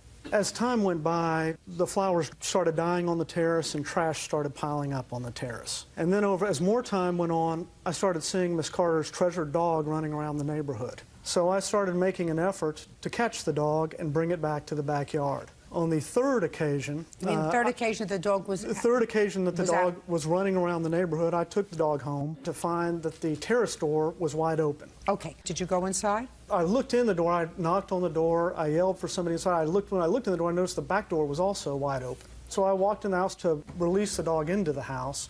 I walked in to close the back door. The first thing I noticed was it looked like there had been an ongoing fraternity party in the house. There were electric guitars up on the couch. The tables were covered with booze. The ashtrays were overflowing with cigarettes and what looked like to me the burnt ends of reefer cigarettes in the ashtrays. It looked like there had been an ongoing mosh pit fraternity party, and there was a cat in the house and dog feces on the floor. Thank you, sir. He came by once to tell me that the dog was wandering around the neighborhood, and I didn't know who he was because I had never met him. Mr. Powell, let me tell you that Mr. Simpson just related to me something that I believe, that he went into the house when you were not at home to return the dog to the house. You were not there. He described the inside of the house. That's all I want you to address, sir. The inside of the house. And I want you to bear in mind that I believe him. Okay, I understand that. Well, when he came over to the house, if he saw beer cans, there were probably some beer cans. But that doesn't mean I drank her liquor or drank all this wine. I mean, there wasn't wine bottles. There was just empty beer cans, which I picked up, threw away, What about the dog feces that were there? Did you clean up? I cannot, no. There were no dog feces. This well, no. dog I want is you to bear 14 in mind. years old, I want you to bear in mind that I believe him. Okay. So if you didn't clean it up, it was there when she arrived home. No, Your Honor. It was not there. Well, then somebody cleaned it up. I cleaned it up. If anything happened... Oh, just a second. Well, you just said you didn't.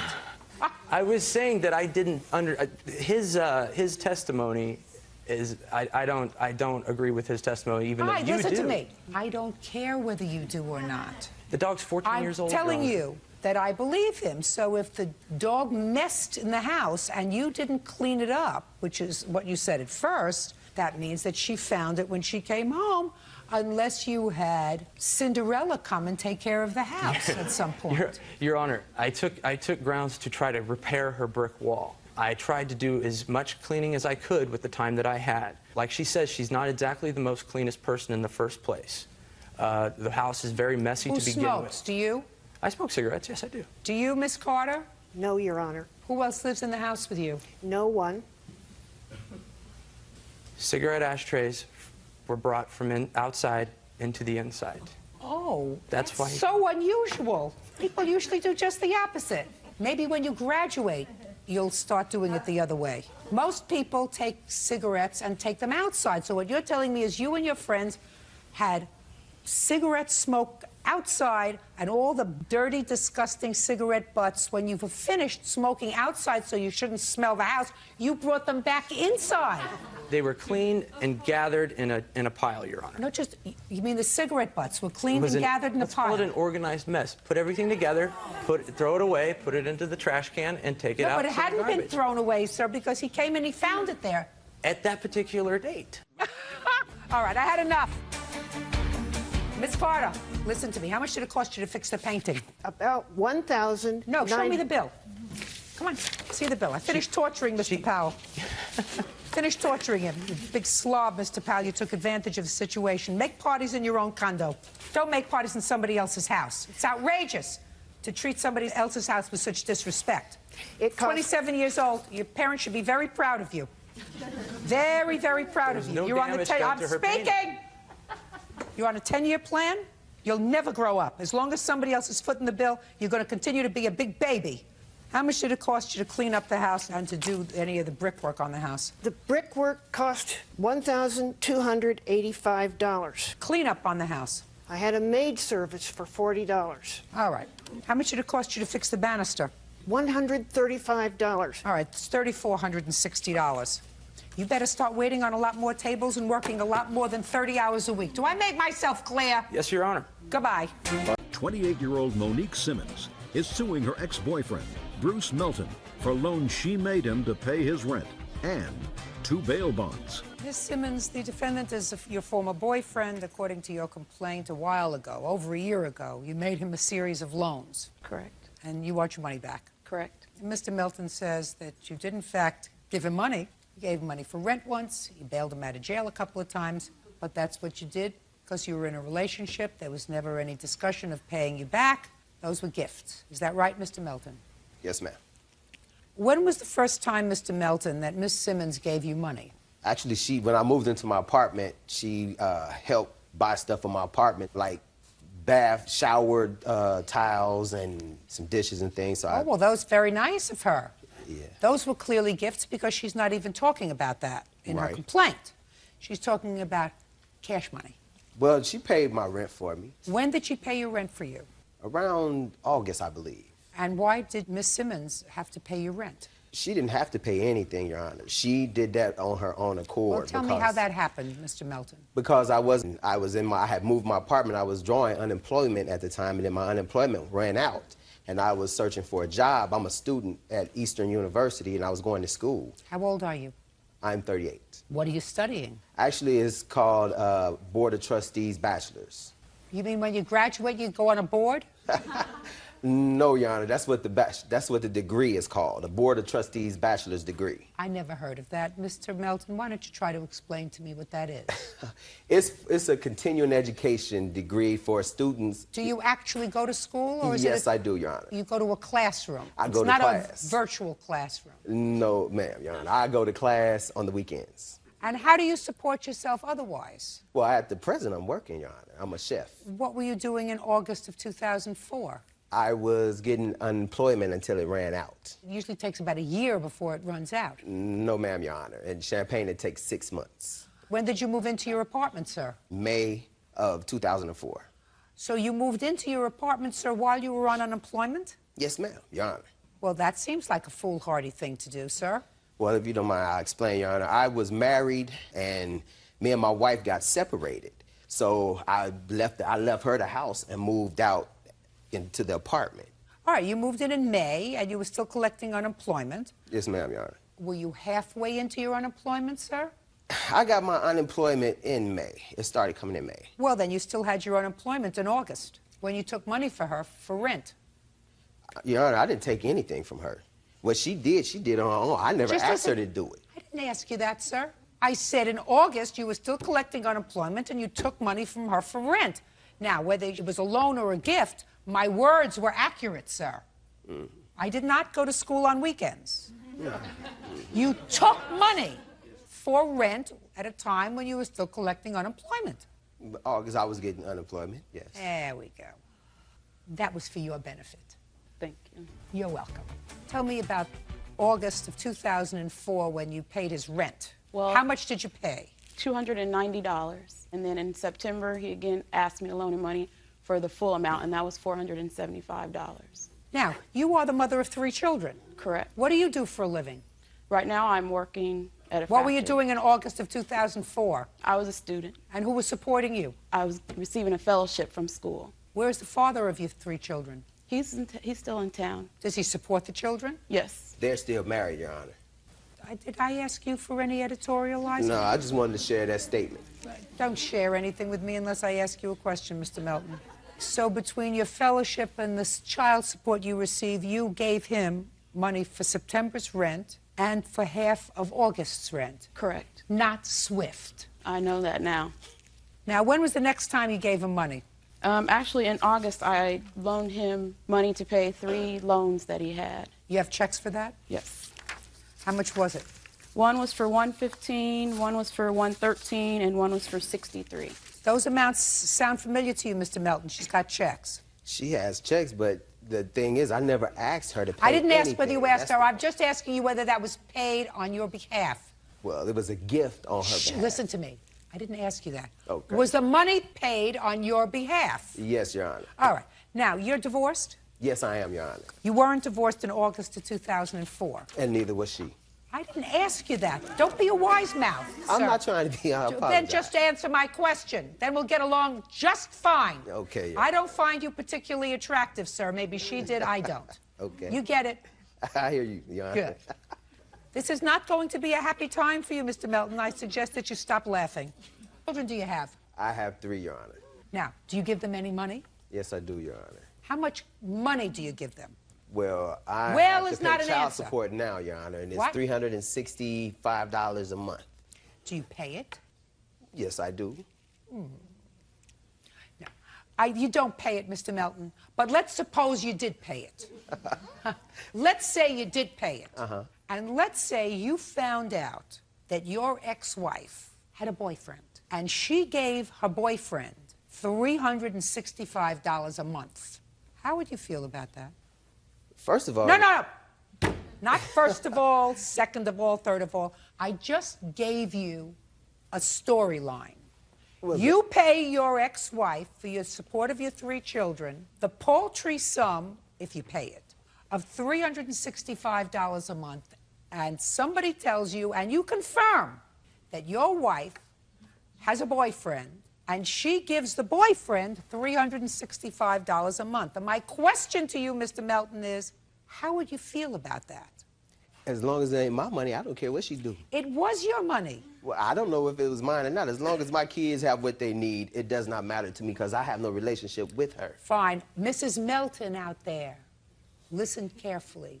You can do whatever you want with Mr. Melton's money. She knows that. He doesn't care because he probably doesn't pay you.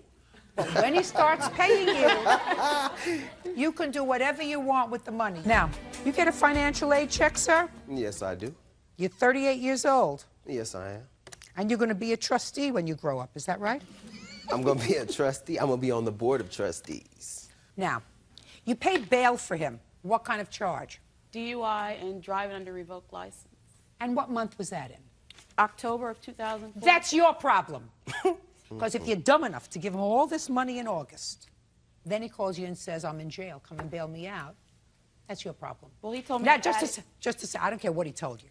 That's your problem. You're a student, got 3 children, so you should be smarter. Put your hand down. Then you had him arrested for domestic violence, correct? Correct. And you bailed him out again. Correct. That's your problem. Stupid does not get rewarded.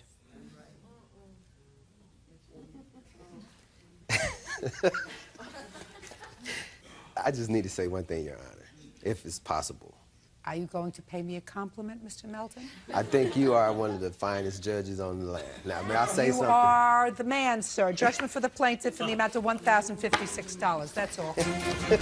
Barbara Zeraldo says her granddaughter, 15-year-old Tasha LaChance, is responsible for overdraft charges on their linked bank accounts.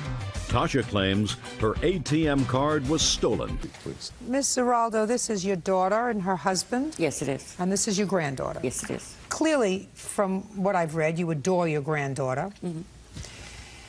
The first part of your lawsuit says that you loaned your daughter money to have your granddaughter's hair done for something and she didn't pay you back. That was a while ago. I'm not dealing with that because of the second part of your lawsuit. Because the second part of your lawsuit says that you opened up a bank account for your granddaughter. That's right, yes. And you put some money in it, and that bank account was linked to your account. Yes, it was. And you gave her a bank card. Yes. So that when she needed money for things, she could go in and take out some money from the bank card. Yes. And at some point, someone overdrew that bank account, and they charged the linked account, which was yours. Yes. And you believe that your daughter should be responsible for that because she's the child's mother. Yes, I did.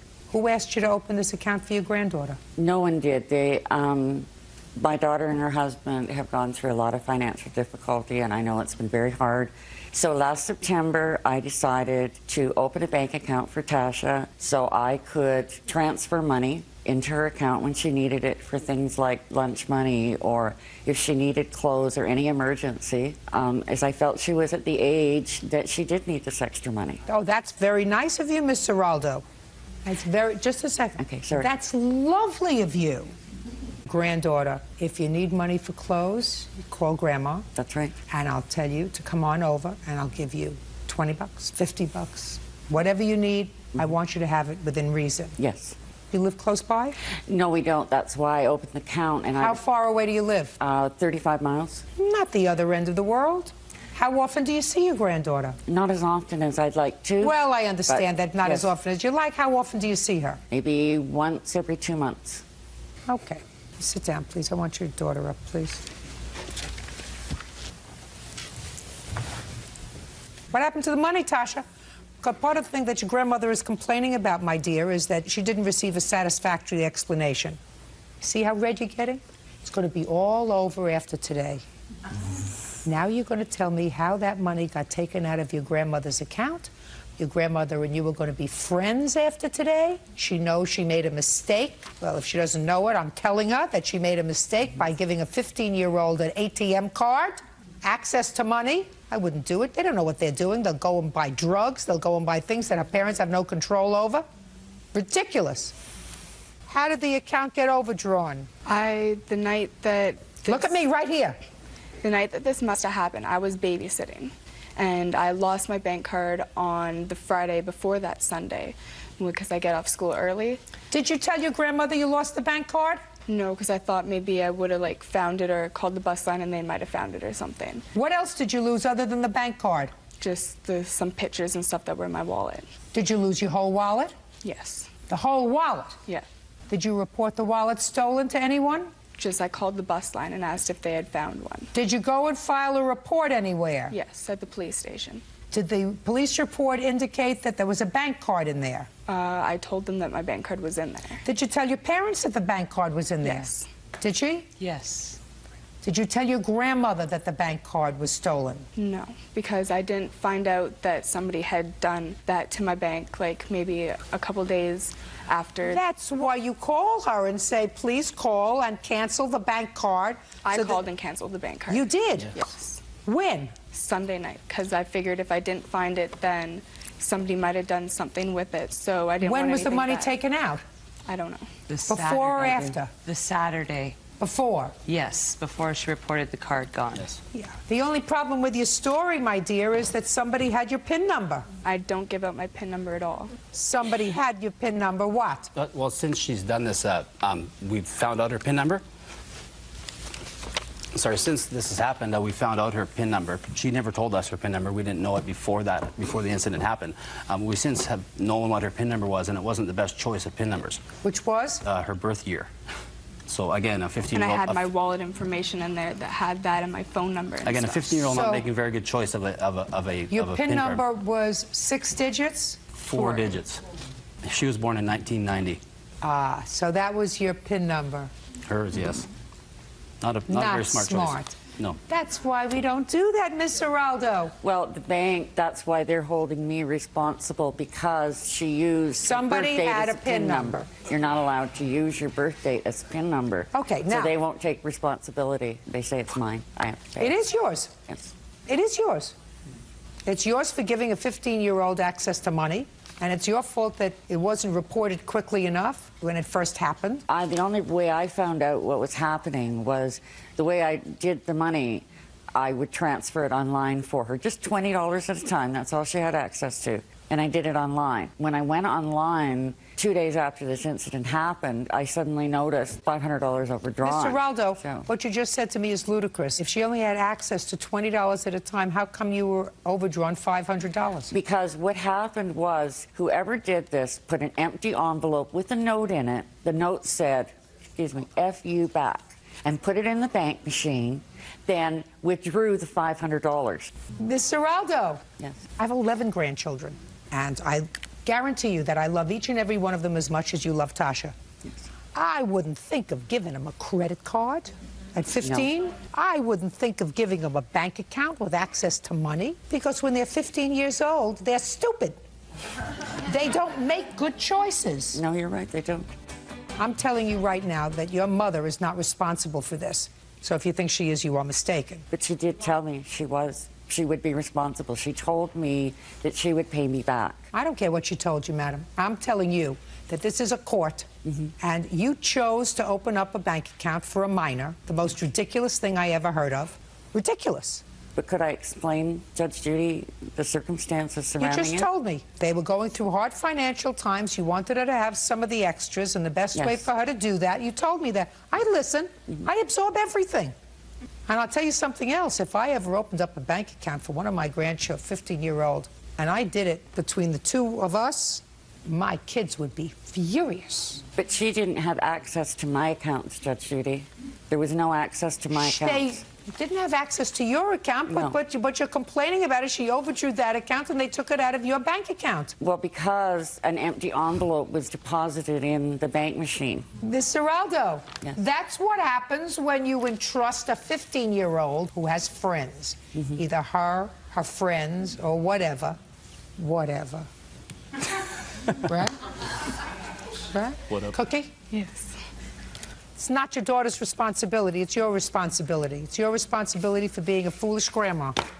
But I was lied to so much. There was 3 different stories going on. I don't care whether you know. 3 different stories. You're asking me to say that your daughter and her husband are responsible for something that either their daughter, her friends did, or that something happened where her wallet was taken and somebody else managed to get a PIN number from the information contained in that wallet. All very possible. Yeah. Bottom line is, you had no right to open up this bank account for her. Yes, and if you chose to do that, it's your responsibility. It was an expensive mistake. It was an expensive mistake, but don't try to blame it on somebody else. It was your mistake. Don't do it again. No, I wouldn't. Goodbye. Thank you. Eric Kim claims former friend Patricia Davis owes for car rental fees and the cost to repair her computer. Eric claims Patricia used him. Mr. Kim, how did you meet the defendant? I met her over the internet, over a dating service, Match.com. And when was your first face-to-face meeting? We exchanged phone numbers and talked, and then she needed some computer services, and I had my own computer business, so we met a couple weeks after that. Where? At her house. But you were going there really for social reasons. Is that right, sir? Social and professional. Social. Well, Don't listen, yes. Mr. Kim. Yes. Let's understand each other. I read your complaint very carefully. Okay. Your complaint alleges the following, sir. That she owes you for computer services that she agreed to pay you for.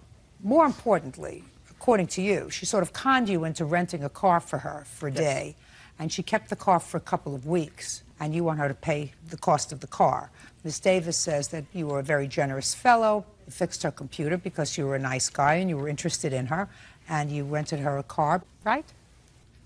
I didn't take advantage of him. No.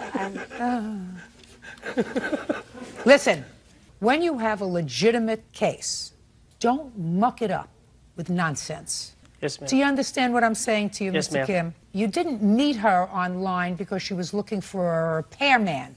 No, she wasn't. You met her online through a dating service because you were looking for a date. Yes, ma'am. That's not the way you get your business, right? Nope. So you went to her house, Mr. Kim, for the purpose of meeting her in person. True.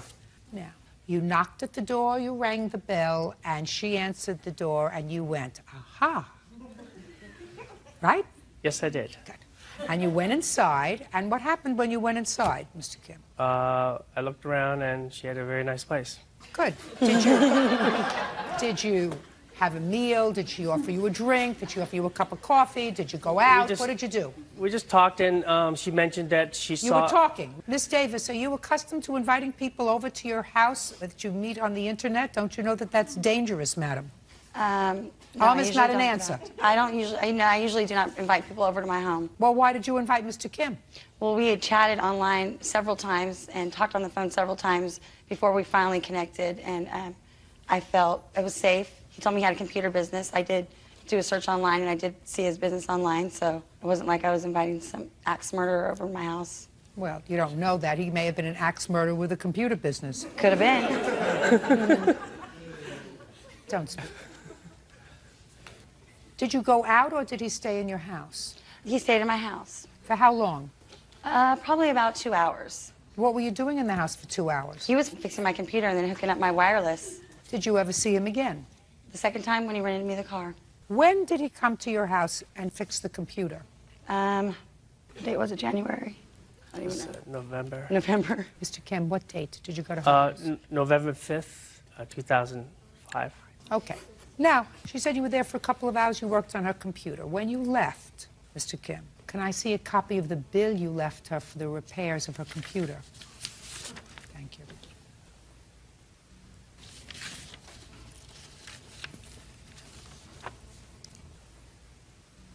This is dated December 15th, sir. Well, I that's- asked you, listen to my question. Yes, ma'am. My question was a very specific one, Mr. Kim. Yes, ma'am. I want to see a copy of the bill You left for Miss Davis on November the 5th.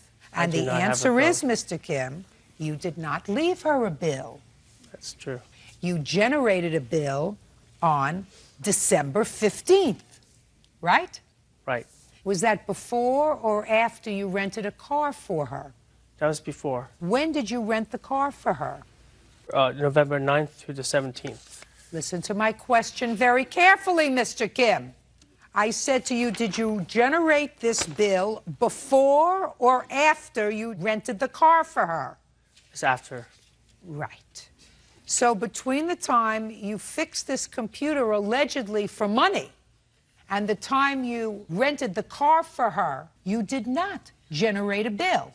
No, ma'am. How long have you been in the computer business, Mr. Kim? About 5 or 6 years. When you fix a computer, sir, do you generate a bill within the first day, 2 days, 3 days? Right after I finished the job. So now, Mr. Kim, I'm giving you back this bill. Okay. Is this a friend of yours, sir? Yes, ma'am. He's going to tell you what you can do with it. Okay. So let's just forget about the computer part of it, with what I consider the potential legitimate case that we have here, which is the fact that Miss Davis took advantage of your generosity when you offered to rent a car for her for a day. Now, how did this car business come about, Mr. Kim? She explained that she needed a car to see a friend of hers in Oakland, and I said that I would rent it for her. Why? Because her credit was bad. She told you that? Yes. I didn't say my credit was bad. My credit cards were maxed out. Okay. Who's in Oakland? My ex-boyfriend. Was he an ex-boyfriend then? Yes. So what were you going to visit him for? He had surgery on his ankle. This isn't the ex-boyfriend, No. is it? Who is this? Thomas Greenwood. He's my friend. He's my... He has a car. Yeah. He was a witness to... They didn't catch it, but I caught that one. Listen to me. She called and said she needed a car for a day, so you agreed to rent a car for her for a day. What happened, Mr. Kim? She promised that she would return it, paying for the amount for the rent the next day, and that was what we agreed upon. What date did you go to Oakland? The 8th or the 9th of November. So what happened? I went there and I saw my friend, and I stayed there for a couple of days, and then I came back to my house, and then back to the Bay Area again a few more times. And then all of a sudden, the police show up at my house. And I was in bed asleep, and they, I didn't lock my door because I live in a nice neighborhood. I didn't think I had anything to worry about. And I hear this, when I'm 12, all those CB radios and stuff. And I wake up, and they have, guns drawn on me. And I said, what's going on? They're all, we're here for the stolen car. I said, stolen car? There's no stolen car. And they said, well, we have a report that there's a stolen car here. Mr. Kim, how many times did you try to reach her between the 8th of November and what day, the 16th? Yes. At least 4 times a day. Did you leave any messages? The message box was full. What do you do for a living, Miss Davis? I'm a receptionist for a doctor's office. For how long? 6 years. Same doctor? Same doctor. What kind of doctor is it? Podiatrist. You have any children? 1. Where's that child live? Half the time with me and the other half with her father. Okay. Now you can stand up. Who are you? I'm her friend. I guess I get to handle the axe murderers. How long have you known the defendant? About 7 years. Have you ever met Mr. Kim? Yes, I have. When? The day that he came over to do the repairs on the computer. Tell me about that meeting. It was formal. I tried to stay away from them. He was working on the computer. I was just there to, lend support. I was over visiting my friend. So she wasn't there alone? Correct. When Mr. Kim came over? Yes. Very nice. So what do you know about this car, sir? Only that they agreed to... Don't tell me what they agreed, sir, unless you were there when the agreement was made. Well, they talked about renting the car at that point. They did? Yes. Tell me what you heard. I don't recall who brought it up. I just, the fact that she didn't have a vehicle and that they had problems, getting a hold of each other. He was offering and she was, lending it to be known that, Sit down. Why would people come on national television to make a fool of themselves? You don't want to say anything, do you? No, ma'am. Perfect. I could. Can I say something? Shh. You see, Miss Davis, when you come to court, you have to file papers. Mm-hmm. Paper that you filed was an answer. Mm-hmm. In order to be a good witness, you have to remember what you file in an answer. Do you understand? Correct. And you have to be very careful because the judge is usually smarter than you are. Right. In this case, it's a no-brainer. Right.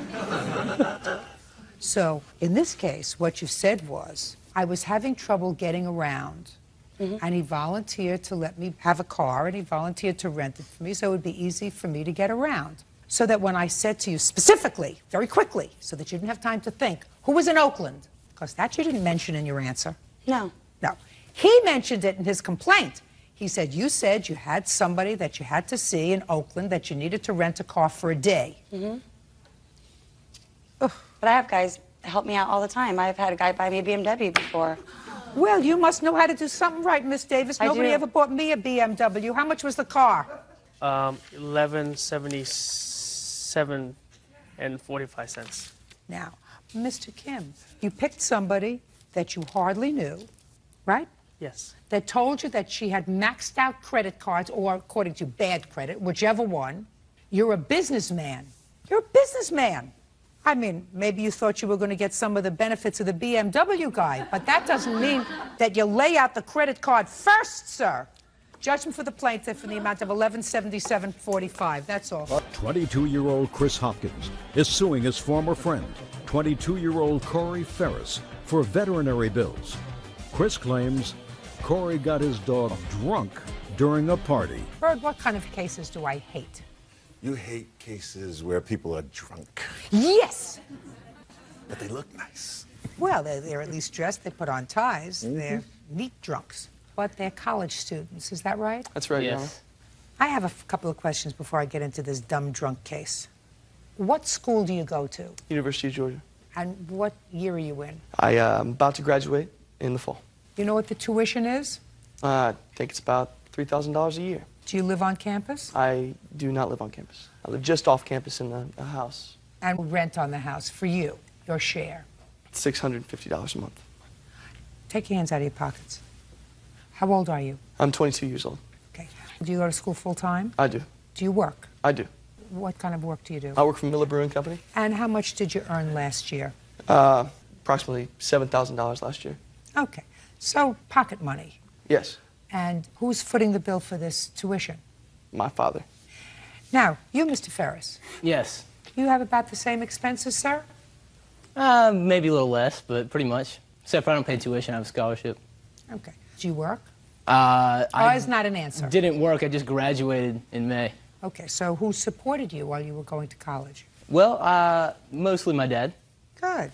Now, according to your complaint, Mr. Hopkins, you were having a party at your house. That's correct, Your At Honor. your rental house. No, it's owned. By whom? By me. You own the house. That's correct. Where you live. That's right. Good. How did you save up enough money to buy this house? My grandmother left me money, Your Honor. So you took your grandmother's money. That's Let me correct. understand something. You took your And I grandmother. invested it. Shut. Listen to me. You took your grandmother's money and you invested in a house. That's right. Where you charge rent to other people. That's correct. And you have parties where there's a lot of drinking. Yes, Your Honor. Now, according to your complaint, Mr. Hopkins, you had one of those wild parties where everybody was drinking, and you have a dog. Right. And it is your complaint that Mr. Ferris fed your dog alcohol, as a result of which your dog got sick. And in addition, after your dog got sick, and because Mr. Ferris and others had thrown their glass beer bottles in the yard, there was broken glass, and your dog also got glass in his paw, and you had a vet bill of almost $1,000 between the dog being inebriated and the paw that had to be cleaned up and stitched. Almost perfectly correct. It's close enough for your purposes, sir. Now, the first thing that you said that's irritating me is that your father spends a lot of money for school for you, and this drunk business always struck me as being stupid, even when my own children were involved in it when they were in college. I always resented paying for a 4-year party. But what really irritates me about you, Mr. Hopkins, is that I'm sure that your grandmother was somebody who saved her money and was very careful with her money. Yes, Your Honor. And when she left you that money, I'm sure what she wanted you to do was to be careful, cautious, and respectful of this little legacy that she left you. And you bought a house and proceeded to throw parties and probably trash it. That's not correct, Your Honor. Well, how many college kids live in your house, sir? 2. Myself and one other. And how many parties did he have last year, Mr. Ferris, at his house? Countless. Countless. Got it. So that's my problem with you. We have very clean parties, Your Honor. What? We have very clean parties, Your Honor.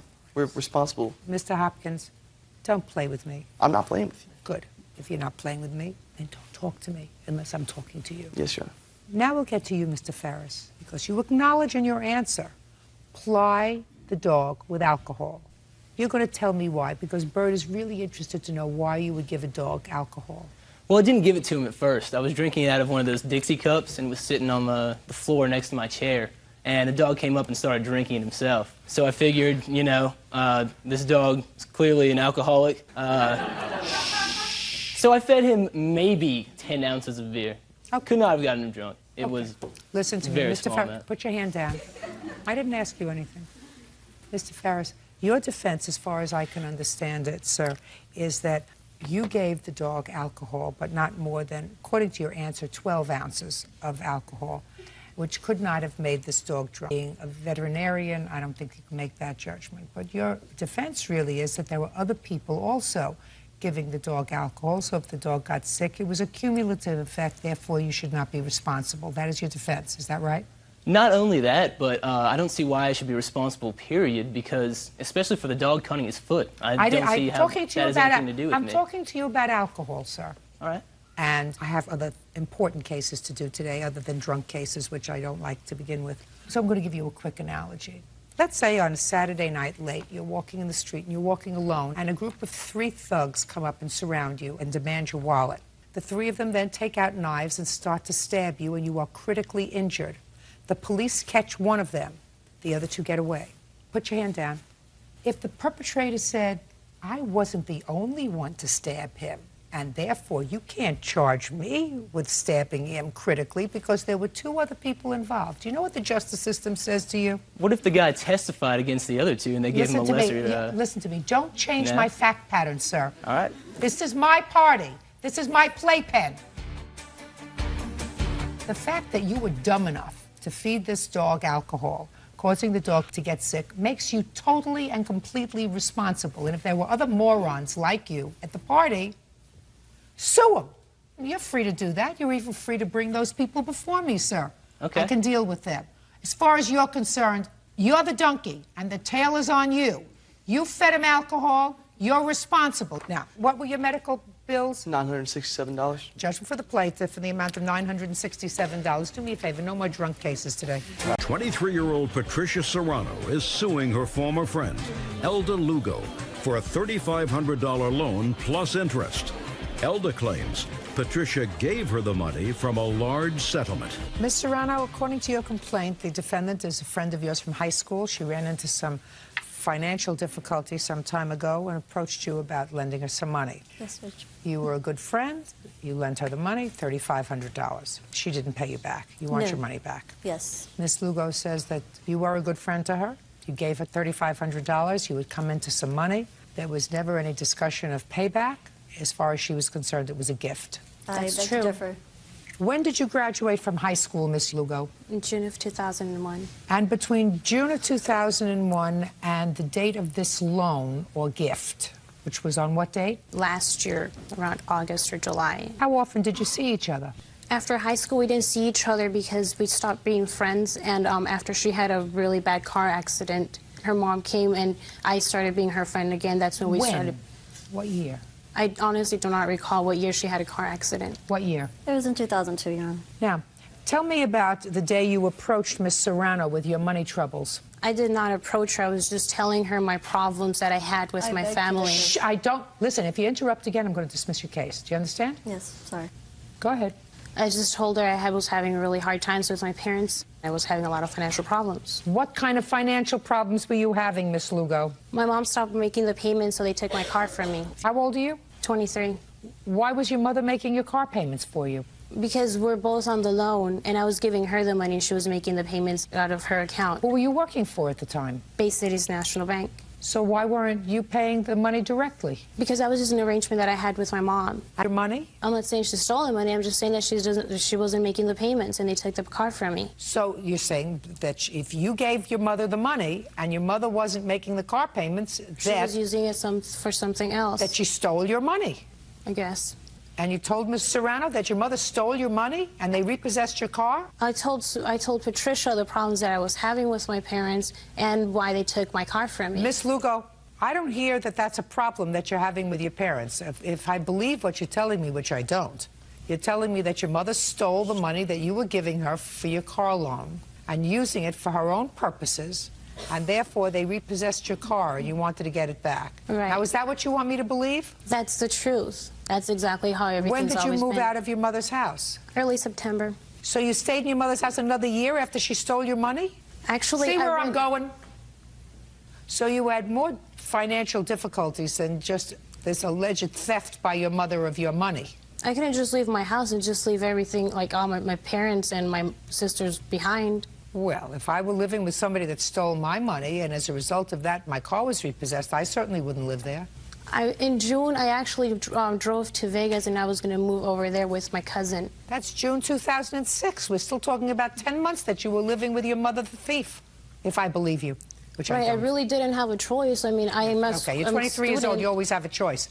Okay, now I'm going to get to you, Miss Serrano. Now that I'm getting the personalities in order. Yes. Tell me what happened when she approached you in August of 2005 about this money. Well, she told me the story that her car had gotten repossessed. Did she tell you how it got repossessed? Well, she didn't give me a straight answer. I never really did get straight answers from her. That's a lie. Don't interrupt. Go ahead. You know, she came to me, she said, Patty, I haven't been able to make the payments. My mom and my dad aren't helping me out. I just don't have anywhere else to go to for money. That's not true. And I said, well, if you need help, feel free to come to me. She said, well, thank you so much. And a couple of days later, she came to me. She said, Patty, I need to take you up on your offer. Can you lend me $3,500? And I said, sure thing, I'll write you a check. And I'm not too sure if it was a day or two later that she said, it's too much trouble to go about, you know, with the check. I can't cash it. She even told me that her mom had found the check and was questioning her about the check. That's not true. Why, you know, why I was giving her a check for $3,500. And she said, well, I'll give you back the check, and can you please give me $3,500 in cash?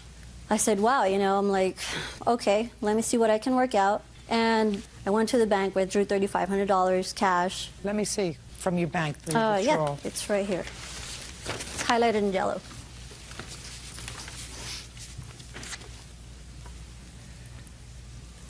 Where did you get all this money from? I was involved in a very serious car accident in 2002, and I got a small settlement out of it. Large settlement. Oh, that's interesting, Miss Lugo. Did you say a large settlement? How large? I don't know. When you said it was a large settlement, you must know something about the settlement. That's all she would always say. She got a large settlement. I never wanted to ask I never how much. told you anything. Shh. When did she tell you about this large settlement? After she was recovering from her injuries. When did you get the settlement? Sometime in 2004. You still have any of the money left? Yes, I do. Some in investments. Good. So you gave her $3,500 in cash. Yes. And what was the arrangement about paying you back? She said, okay, Patty, you know I wouldn't have done this if I really didn't need it. Believe me, I'm going to have this money to you tops the end of the year when I get my bonus from the bank. That's not true. So I said, okay, you know what? What part of keep quiet don't you understand? I didn't see the money. She said, well, you know, I just need a couple of more months, whatever. And I said, okay, you know, just don't forget about it. You know, I'm being your friend here. When for the first time, Miss Lugo, did the plaintiff ask for this money back? Early September. That's a lie. So what part don't you understand? Sorry, Your Honor. Tell me about the conversation when she asked you for the money back. She started calling me at work, and she started emailing me at work. What would she say when she called? She was just calling me, telling me that she needed to meet me somewhere. When did she, for the first time, ask you for the money back? Answer my question. I believe her first email was September 7th. That's not true. Shh. Next time you're gone. Do you understand? Yeah. I assume you want me to consider giving you your money back. Yes, please. Then don't do it again. September 6th. And what did she say in the email? Do you have a copy of that email? No, I don't. Do you have a copy of the email? Yes. I want to see the email from September 6th. She emailed me a promissory note that she wanted me to sign, that she saying that I owed her the money, and because. Shh. Well, he emailed her, and you said to her that you planned on giving her the money. Yeah, she was calling me at work nonstop, and she was just harassing me. No, this has nothing to do with a response to harassment. That's only the email that she gave you, but she didn't tell you about the phone calls that she was making to work. I just want to see the emails. This is Wednesday, September 6th, and it's a lovely email. Absolutely lovely. You're happy for her. You're happy that she's happy. Hey, I'm not sure what's gone wrong between us again, but I really appreciate everything you have done for me and the times you've been there for me. I guess we are once again going our own separate roads. If it's the money thing, it's stopping you, don't worry. I will give it to you. Do me a favor. Please do not email me at the bank. I get in trouble for receiving personal emails. My manager talked to me, and she was telling me that I was receiving too many personal emails. She emailed me. Listen to me. She wants her money back. Yeah, after she was trying to get with my boyfriend, she was trying to hook up with my boyfriend, and I confronted her about it. Until then is when she came back and wanted me to sign a promissory note and said that the gift that she gave me for $3,500 was then the loan. I don't see why somebody who doesn't look like they're rolling in dough would give you $3,500 and not expect to be repaid at some point. Not necessarily in a week, not necessarily in a month or 6 months or even a year. But someday, within a reasonable period of time, when you got your act together, if you ever get your act together, she expected her money back. And to stand there at this point and say, well, she tried to get over on my boyfriend, and that wasn't right, and therefore I'm not paying her a dime, that's the wrong thing to do. It's not the moral thing to do. You want to end a relationship with her? Terrific. Do it. You're not friends anymore? You don't want to be friends anymore? Fine. But she was there for you when you needed her. And you're supposed to do the moral right thing and pay her her money. Just for the plaintiff in the amount of $3,500. That's all. Twentis is suing her ex-boyfriend, 24-year-old Christopher Peterson, for a bounced rent check and the resulting fees. Miss Davis, you and Mr. Peterson lived together for a period of time. He was your boyfriend. Your financial arrangement was that you would give him your half of the rent check, he would put in his half of the rent and pay the landlord. But according to you, you gave him your half of the rent for October of 2006. You had an argument somewhere at the beginning of October where you called the police and had him removed from the house. And he left. He left and he closed the bank account on which this check was drawn, so the check bounced. You remained in the apartment and were forced, according to you, to pay the entire rent, including his half of the rent. Mr. Peterson says, through really no fault of his own, you weren't getting along, you'd had an argument, you went to the police, you had him removed, he wasn't living there, he doesn't have to pay rent, right? That's right. So, Miss Davis, when did you move in together? May of 05. And when did this incident occur? October of 06? Yes. What day in October? October 9th, I believe. Is that right? That's wrong. What date? October 6th. Now, Miss Davis, you're going to tell me exactly what happened on October the 6th. On October the 6th, Mr. Peterson went out to my car without my permission, went into my car, grabbed a pack of cigarettes out of my car for himself and one for me as well. I did not ask him to do this. He did not have permission to go out to my car. When he came back and I discovered that he had taken a pack for himself as well, I was a little upset. And I confronted him on it, and he lied to me. What did you say? I asked him if he had taken the pack, why he had taken it without asking me. And he said that he never took a pack and called me a liar. When I confronted him on it and he lied to me yet again, I got upset and basically told him I was done with the lies in the relationship. And when I told him I was done with the relationship, he didn't take that kindly. He said he was not going to give up on the relationship, that he was not going to leave, he wasn't going to give up on us. And when I told him that he did not have a choice, because I was done, he started punching himself in the face. Show me how he did that. He was pacing back and forth in the room that we were talking in and just started pounding on himself. So? I got scared and I went over to my friend's house. Okay, he didn't touch you, he didn't put his hands on you? No. Okay, so you left and you went to your friend's house? Yes. And? And the next morning, I was afraid to go home, so I went to the police. What'd you go to the police for? To take you home? I did not feel safe to go home with the state of mind that he was in. Okay, so what did you want the police to do? To remove him. Why? so that I could go home. Well, it was his home too. But I was not safe in my own home. But it was his home. It was his home too, yes. So if you're not safe, he hasn't done anything to threaten you. He hasn't done anything to harm you. He hasn't put his hands on you. If anything, he was, according to you, he was hurting himself. He was acting, you know, in a self-destructive way. So if you felt unsafe because you didn't like his mental state, why didn't you just leave? I didn't feel I should have to pack up everything in the apartment that was mine and leave because he was unstable. Can I see what you told the police, please? I filed for an order of protection. I didn't have a police report. What did you say in the report that gave you an order of protection? I told them exactly what happened. No, I can't believe anybody issued you an order of protection based on that. Oh, you lied. No. Oh, yes, you did. No. You said to the police the reason that you were coming to ask for assistance is because he physically threatened you by raising an object over his head to throw it at you and yelled and screamed and called her names. He had done this prior to this date. Evicted from the house. You had reason to leave yourself if you wanted to leave, but you had no reason to force him out of the house. None whatsoever. Okay. Mr. Peterson, you want to tell me your version of the events? What happened? First of all, I don't understand this business about going out. You live together, you're sharing a house, you're sharing a bedroom, you have an intimate relationship, and she gets upset because you went out and took 2 packs of cigarettes instead of 1. Did you go out to the car to get a pack of cigarettes for her? I went out to the car to grab a pack of cigarettes for her. I asked her that night, and she said yes. He'd never No, don't speak now. Don't speak. You have to be quiet. Because it's his turn to testify. Did you see how quiet he was when you were testifying? Now it's his turn. I asked her permission the night before to grab a pack of cigarettes. Are you on some sort of medication? Listen to me, Miss Davis. Are you on medication? No. Then I can speak to you frankly. I said it once. When you were testifying, he was quiet. He didn't interrupt. Now it's your turn to be quiet and allow me to take his testimony. Do I make myself clear? Yes. Good.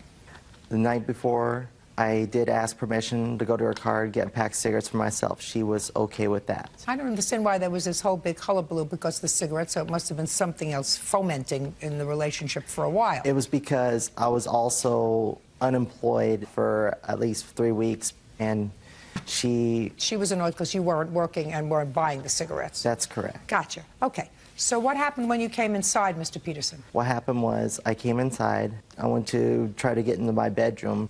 She had the master bedroom door blocked. I don't know why she had it all blocked, but after an hour and a half, 2 hours later, she had the door open. There was this mysterious odor in the air, as if she was smoking something funky. Mr. Peterson, did you at any time on the 6th of October threaten Miss Davis? No. Did you at any time on the 6th of October pick up an object to throw at her? No. Had that ever happened in the past? No. Did she give you her half of the rent? Yes, she did. For October? Yes, she did. And you didn't pay any of the rent? I did pay the rent. I had my half in my checking account. She gave me her half. When I closed out my checking account, I made sure that all the money was still in the account. Okay. How much out of pocket are you, Miss Davis? I'm out $914. From what? I gave him $467, plus his half of the rent, plus the late fees and the non-sufficient His half of the rent he's not giving He's you. still on the lease. I don't care whether he's still on the lease. You threw him out of the house without just cause. You threw him out by lying to the police. And you're not being, listen to me, and you're not being rewarded for that. If you felt unsafe about going back to your home because you felt as if he wasn't acting in an appropriate way, then you go stay with your friend, you stay with your family, you find a new apartment. But you don't lie to the police and have him thrown out. So you're not getting his half of the rent. Period. The money that you gave him, that he is responsible for if you didn't get it back. Now, so my question is, did you get that money back? I have not seen any money from him. So how much was his half of the rent? $363. And you gave him $467 I gave him $467. Why would you give him $467 if his half was $363? Part of it was supposed to go toward another bill that did not get paid as well. What bill? A credit card bill. Okay, well, then that's what he owes you, $467, not $900. You had no right to throw him out of the apartment, and you absolutely didn't have any right to lie to the police. Judgment for the plaintiff in the amount of $467. That's Do all. I get Thank the you. late fees or anything like that? Absolutely not, madam. You had no right to throw him out of the apartment. None. Zero. He could have said something, and so I could have covered the rest of the rent before it was He late. could have said a lot of things. You also should not have gone to the police and perjured yourself. That's all. Cindy Miller is suing her former landlord, Grover Smith III, for the return of rent. Cindy says on the day she moved into Grover's home, it was raided by police. Miss Miller, you rented a room from Mr. Smith in his house. According to your complaints, shortly after you moved in, there was a police siege in his house, and Mr. Smith was arrested. Correct. You moved out? Wise. Very wise. You want your $500 back. Correct. Okay. When did you move in? I moved in the 10th of December. Okay. Where had you been living? In Granada Hills at a different house. Why did you move out of your last house? I needed to get another place to live because I was assaulted on Thanksgiving, and that's another case pending, and I was afraid that the assailants would find me where I was. So I needed to find someplace else to go very quickly. So I looked in the penny saver and I found Mr. Grover's house. And it Were was you assaulted during a robbery attempt, or? No, it was during Thanksgiving at one of my friend's houses, and okay, it's a story. It's another case. Okay. So you found the room through the penny saver, right? And then I moved in on the 10th of December. And gave him $500. I gave him so $500. far correct, Mr. Smith? Yes. Yes, ma'am. Okay. Keep going. And then I moved in about 4:30 on that afternoon on Sunday, and at 8 p.m., 8:30 that night, there was police outside, and they came on the loudspeaker, and they said, "Everybody out of the house, come out with your hands up." That was the day you moved in? The day I moved in, like 4 hours later.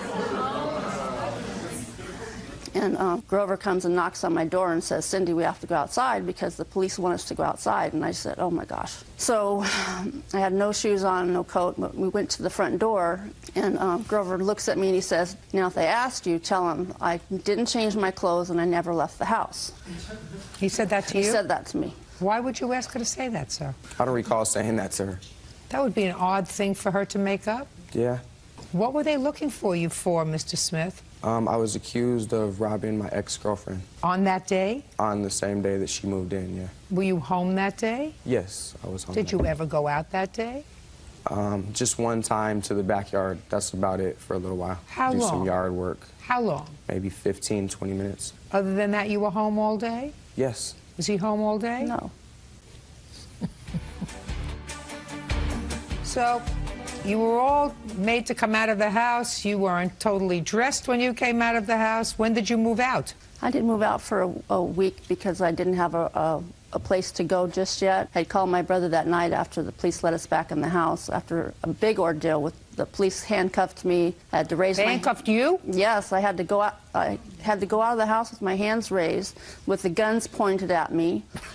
And he was yelling at the police saying, you know, "Sir, don't make me come out of the house because I've been shot before by the police." And I was like, oh my gosh. So then they handcuffed me and they patted me down and made sure I didn't have any weapons, and they made us stay outside for like an hour. When did you ask him for the $500 back? A few days later.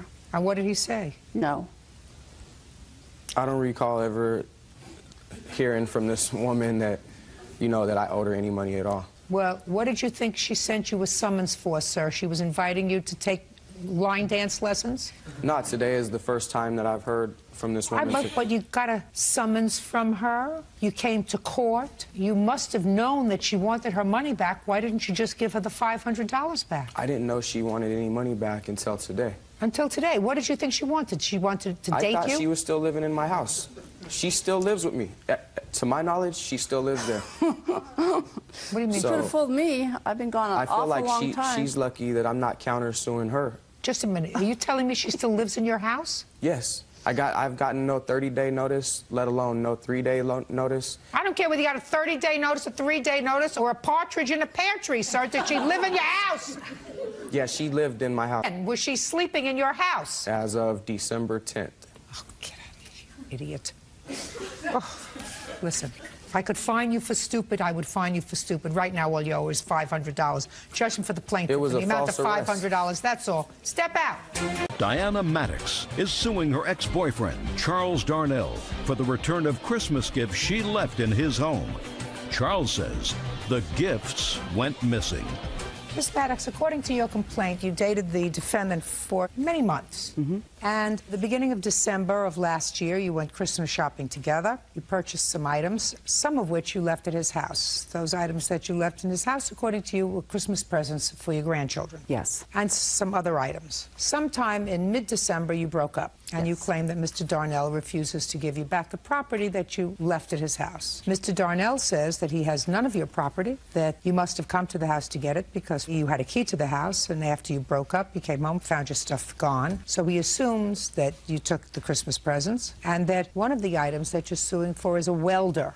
Yes. And the welder, he says, was a gift to him from you. No. So let's start with the welder, so that would make things easy. When, Mr. Darnell, did you get the welder? Sunday, December 3rd. Now, was that a Christmas present? Yes, it was. Okay, tell me the circumstances surrounding that, Mr. Darnell. We had went Christmas shopping. I had previously, on November 24th, I had paid to have a remote starting system put on her car for her Christmas present, and this was in return for my Christmas present. So you had a remote put in her car. How much was that? $187.20. And how much was the welder? I don't remember the exacts, but I would say the welder was in the $120 range. Plus, there was some accessories bought with it. $178.75, Your Honor. Now, tell me about this remote starter that he put in your car in November. I asked for a Christmas gift of the remote start for my car. And he put that in? He did. So he put that in as a Christmas present to you? Yes. And you bought this welder as a Christmas present for him? No, I bought the welder as a Christmas gift for my son. I don't believe you. My son requested it. Mr. Darnell, when she gave you the welder, what did she say? Merry Christmas. That's... Your Honor, that's not true. Was it unwrapped? It had never been wrapped.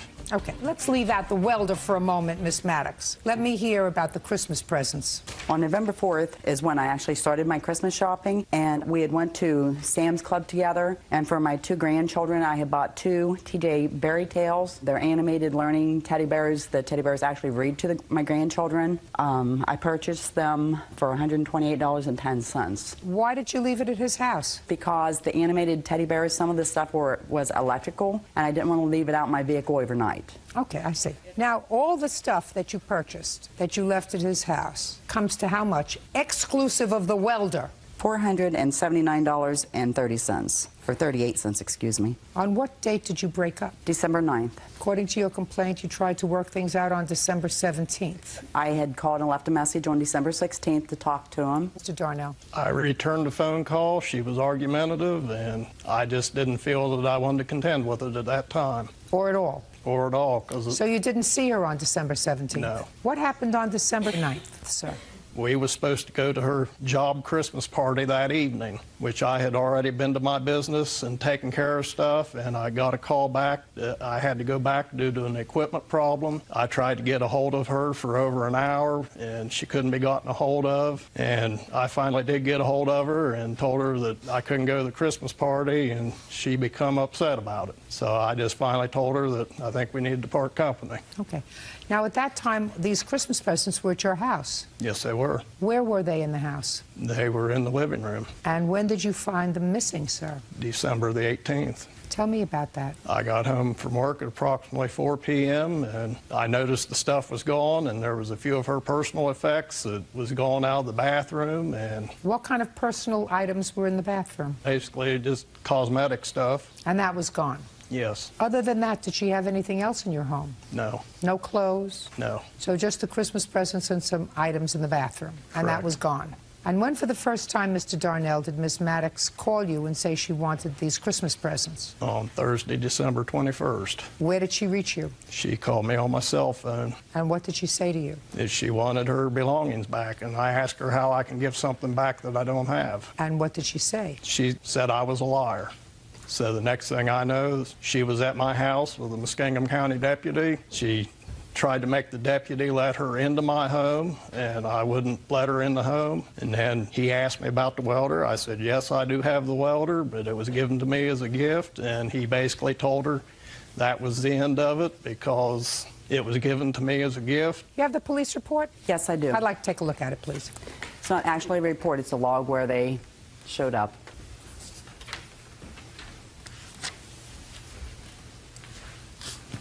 When you called the police, Miss Maddox, to accompany you, what did you tell them? I told them that I saw him loading things into his car and I needed assistance to make sure that he didn't take off with the teddy bears. I thought it was the TJ Berry Tails. When did you see him putting things in the back of his car? On the 21st of December. I had called him, left him a message. He called me back, told me I would never get my belongings back. I had 3 CDs in my car. I didn't want it. That was on the 21st? This is on the 21st. So I went to his house anyway. I handed him the CDs because I didn't want them. I said, could I please get my stuff? And he said, you'll never get your stuff. So I left. I went to some pawn shops. Hope maybe he had sold them. I could maybe buy them back for my Christmas presents. And they wasn't at the pawn shops. So there's a school behind his house, and for some reason, I pulled behind there and I saw him loading 2 boxes into the back of his car. And I thought they were the TJ teddy bears. I really wanted them for my grandchildren. So I called the deputies to help me get them. Did they look in his car? No. They said it was property. That's why they didn't. Because at that point on me, I did not have the receipts. I have to make a judgment as to whether or not you're telling me the truth. What do you think I'm going to decide? You'll probably rule in her favor. I will. Do you know why? Why? Because she's telling me the truth. That's why. Because I've been in this business for 40 years. And that's why I can tell who's telling the truth and I can tell who's lying. And there isn't a question in my mind that this lady would not have come to court today unless she felt as if you did the wrong thing by keeping her grandchildren. It may have been other things, you know. There were other things other than gifts for her grandchildren. Maybe she would have let it slide. But it really irritated her that because you broke up in a way that was unpleasant, you took her property, which I believe. I don't know what you did with it. You sold it. You have grandchildren. Maybe you gave it to your grandchildren. Maybe you gave it to your friend's grandchildren. Maybe someplace. Maybe you donated it to children. Who knows what you did with it? But there is no question in my mind that you had her property. The welder is yours, Mr. Darnell. I honestly believe you when you said to me that she gave you that as a quid pro quo for putting the starter in her car. And it was an early Christmas present, but not the toys. Judgment for the plaintiff in the amount of $479. That's all. Deborah Pittman Page is suing her nephew, 21-year-old Chad Pittman, for a loan to get his car insured and for the cost to get the vehicle out of impound. Miss Page, did you ever hear the saying, no good deed goes unpunished? Yes, ma'am, I have. This is your nephew? Yes, it is. According to your complaint, he fell on some hard times. Correct. And you offered to advance him the money to pay his car insurance. Correct. And he was supposed to pay you back. Yes, ma'am. When did you pay his insurance? April 11th of 2006. And how was he supposed to make the payments to you? He was just starting a new job, and so he thought he could go ahead and pay me then. So he was living at home with his father and his stepmom. Is that your brother? Yes. So they had said that he had to have a registered and insured vehicle in order to move back in home. And so that's why we did this. And I paid the insurance company. I wrote a check for $1,432, and then he gave me $432 that he had. That way he was able to get registered and insured, and he moved back in. And how many payments did he make? Well, he paid the $432 initially, and then he paid another $100, and then about 6 months later he paid me $60. Okay, young man, now tell me what happened. What happened was... Don't listen. Don't look down. What happened was on the 12th of April, she did write a check. I did give her the $480. We're past that. She Okay. wrote the check. You gave her $432, leaving a $1,000 balance. You paid her another $160 over a period of time. No. You didn't pay her anything. I gave her more than $160. Okay, how much did you give her, sir? I brought the payment down to $840, which means I paid her... $160. $160, okay. So I was wrong. I got arrested. No. Look here. You got... I got arrested. When? I got arrested on November 7th. So between April 12th and November 7th, you gave her a total of $160. Correct. Why But is in between times, I didn't have a job. I told her that I'll give you the money, but I also have to support myself at the same time. So I wasn't always able to give her as much as she had expected. Well, how about anything? Oh, I would give her something. No, you didn't. You gave her $160. April, May, June, July, August, September, October, in 7 months. In 7 months, if you gave her, let's say, $5 a week, which, look at me, look at me. It means going one less time to McDonald's, sir. It means getting one less Frosty Freeze. Mr. Pittman, on the 7th of November, you got arrested for what and where? I got arrested in Amesbury, Massachusetts for possession of a firearm, a Class D substance. What was the substance? Weed. Marijuana? Yes. With the FID numbers filed off, and... The FID numbers filed off the marijuana or the firearm? No, the firearm. And then I was brought into Middleton. You were stopped in your car? Yeah. The car that your aunt had insured? Yes. And then it was impounded. It was? Oh, yeah, it was. It got impounded. She went to the... How did she find out that your car was impounded? Because my dad had found out that I was arrested. She found out. She wanted the car to take out, get the license plates off, turn them in, collect the past due, not the past due, but the amount the for balance of the insurance. Exactly. So that she would at least have some money back. Right. But she also wanted me to pay the $210. She also has my... $210 for what? For getting the car out of the impound. Didn't you want the car anymore? It didn't matter to me either way. I was going to be in Middleton for more than a year, so... Listen to me. So at that point, it didn't matter to you that the car was an impound. What kind of car is this? 96 Ford Contour. So you didn't care whether the car was an impound. As far as you were concerned, they could have turned it into a toaster. Exactly. Right?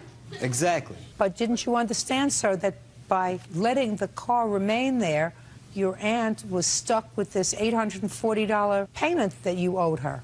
I had full intention on paying her, but I couldn't justify why am I paying her. She has my car, she has my title, threatened to forge my signature on my title, said that she could get $1,300 at a junkyard for it, tried signing it.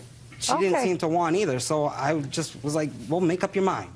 Can you get any money for his car? It turns out that in Massachusetts you have to have an inspection sticker, and the car had already been rejected, so it had a rejection sticker on there because it needed some taillights, it needed some other underneath work, but I wasn't sure exactly what. But it also had a cracked windshield, so that was another $200 and some odd. So it turns out that the car wasn't worth what the Kelley Blue Book value on it was. So when he wanted to change the deal and just sign that over to me and say, well, you get to sell the car for whatever, he couldn't understand that I didn't want to deal with selling the car, plus the car wasn't worth the money, and so I wanted him still to pay me the money he owed me. And he Fabulous. just didn't Where understand. is the car now? It's in the parking lot of my parents' house. Where's the title to the car? I have the title here. May I have it, please? Yes, ma'am. Now, he gave you the title, I assume, because you indicate that in your complaint, to hold as collateral. Correct. Mr. Pittman, Chad. Yes. That would be you, right? That's me. Guess what I have for you, Chad? A title? You know how quick and clever he is? Sharp as a bowling ball. Sharp as a bowling ball. Now you have the car. She wants her $840 and what she spent to get it out of impound. I didn't ask her to get it out of impound. She went out to get it by herself. Well, I let was me in ask you Middleton this at question, the time. Mr. Pittman. Let's follow your logic, sir. We're now talking about a substantial amount of time later, 10 months. Ultimately, you were going to either get your car back or be stuck with paying her $840. What I'm giving you the opportunity to do is to take the car now that you have the title, and you can sell it. Maybe you can sell it for junk. Maybe you can get $200 for it. Maybe you can get $300 for it. Or you can sign the car over to her. Do you understand? Yeah, that was Sign the car over original- to her, and you're still going to pay her $840. What's your pleasure, Mr. Pittman? Mr. Pittman, this is your choice. I'm going to see how smart a boy you are. You can either sign the car over to her now and pay her $840, or you can keep the car and pay her $840. What would you like to do? Well, I'll keep the car. I'll give her the $840. Perfect. Love it. Thank you good. very much, in addition to the towing. You got it? Gotcha. Perfect. Judgment for the plaintiff in the amount of $1,050. Thank you, Your Honor. 27-year-old Angela Salura is suing her ex-boyfriend, 24-year-old Freddie Lara, for a loan to restore his Mustang. Freddie claims Angela paid the bill without consulting him. Mr. Laura, it is your claim that the defendant, who was an old boyfriend of yours, owes you some money. Correct. For a loan that you made to him. The purpose of the loan was to have an old car fixed. Yes. This was a specialty car? It's just, it's going to be a classic soon. It's just a car I always wanted Me to fix too. up. What kind? I clean windows on high rises. That's a pretty dangerous job. Yeah, How long have you been doing that? like 7, 8 years now. Make a good living? Yeah, except when they lay you off. Well, you don't do it when it's windy or snowing or raining. Right. How much do you make a year? Anywhere from 48 to 68,000 a year. And how many people do you support? Just myself. What kind of car is this that you have? It's a 1986 Ford Mustang GT. And your age, sir? 24 now. Got a lot of money in the bank? No, unfortunately. Do you own a home? No, I'm working on it. I'm renting an apartment for now. Well, you make a lot of money. What do you do with all your money? It's expensive to live in New York. You don't put any money away? No, I try. Not really. You need a good woman, sir, to help you out. You also have a claim for harassment. It is your claim that he's been making harassing phone calls to you, and it's because you believe it's because you confronted his now girlfriend and told her that he was still involved with you. She did not know about the payments. She never knew. He began dating her a week after we broke up, and she just found out about our involvement beginning of January of this year. How did she find out? She found a text message in his phone. Is that right, sir? Yes, sir, because she was harassing. She was harassing for what? Yeah, she was mad about the breakup, so she She couldn't mad leave about me the alone. breakup, or did she ask you for money? She was harassing me about everything. Was money involved? Yes. These are not hard questions, sir. Now, tell me about this loan. We were dating for about a year, and within that time, he needed some major repair work done on the car. It was a car that both of us were using for transportation, or rather him. I don't drive. I don't have a license. So he was driving you around? Yes. I used to live with him, and where we live, you cannot get around unless you have a car. How long did you live together? About 9 months. Where were you living at the time? In your apartment? Staying with my mom at the time. So how were you living together? Where did you live together? In his bedroom. In his mother's house? In his mother's house. Just a second. In his mother's house. So neither one of you were paying any rent? I did I tried to give them money as much as I could. Don't tell me tried. I'm not interested in your trying. So you weren't paying any rent? And you weren't paying any rent? We were, when we could. Well, sir, if you make $50,000 a year, it seems to me you could help out with your own rent. What does your mother do for a living? She's a stay-at-home mom. Well, how does she support herself? Her boyfriend. And she had the two of you living there? Yes, correct. Tell me about the loan. He needed some major repair work done on the car. The car was not running, and he asked if he could use my credit card because I don't have any money except for my credit card, and he told me he would pay me back. So I lent him the credit card, and within that time, he was making payments to me weekly. To you or to the credit card? He was giving them to me, and I was paying the credit card because the credit card was in my name. How much was he giving you? Anywhere from $100 to $200 a week. Tell me when you actually put the bill on your credit card. What was the date? Between June and July, 7 transactions were put on the credit card in the amount of about $5,000. I'd like to see it. Sure. Who had physical possession of the credit card? I did. So how would this money be placed on the credit card? A few times I went with him to use the credit card, and there were a few times where I just gave him the card. And I never used the credit card, Your Honor, with the exception of maybe 1 or 2 times. It was all of the car repairs. Who has the car now? It's his car. He has it. When did you break up? August 26th of 2006. So shortly after the car was taken Yes. care of. Now, Mr. Lara, I read your answer. Your answer says that you had made an arrangement with the place that was fixing your car, that you were going to pay them out. Yes. And she took it upon herself to go in with a credit card and pay the bill. But that's not true, because there were 1, 2, 3, 4, 5, 6, 7 different times that the credit card was used. So you must have known about it. Yes, I did. And did you say, don't do it because I'm going to pay them Absolutely. out? I insisted Each that time. she didn't do it. Each time you said, don't do it because I'm going to pay them out. She said it's something we both need, so. I believe that. No, I believe that. Listen to me, Mr. Lara. I believe that she said to you, listen, I use the car because she did use the car. So she said, we're both using the car, so I'm going to pay for it. Instead of paying them, pay me. And she says that you were giving her money, Mr. Lara. Yeah, I felt bad. I didn't want her to spend so much. For Now, a gift. you felt bad when you were living together? Yes. Speak up! Yes. Scared to death of me or what? Are you always this low energy, sir? Yes. It's very hard to get excited with you, Mr. Lara.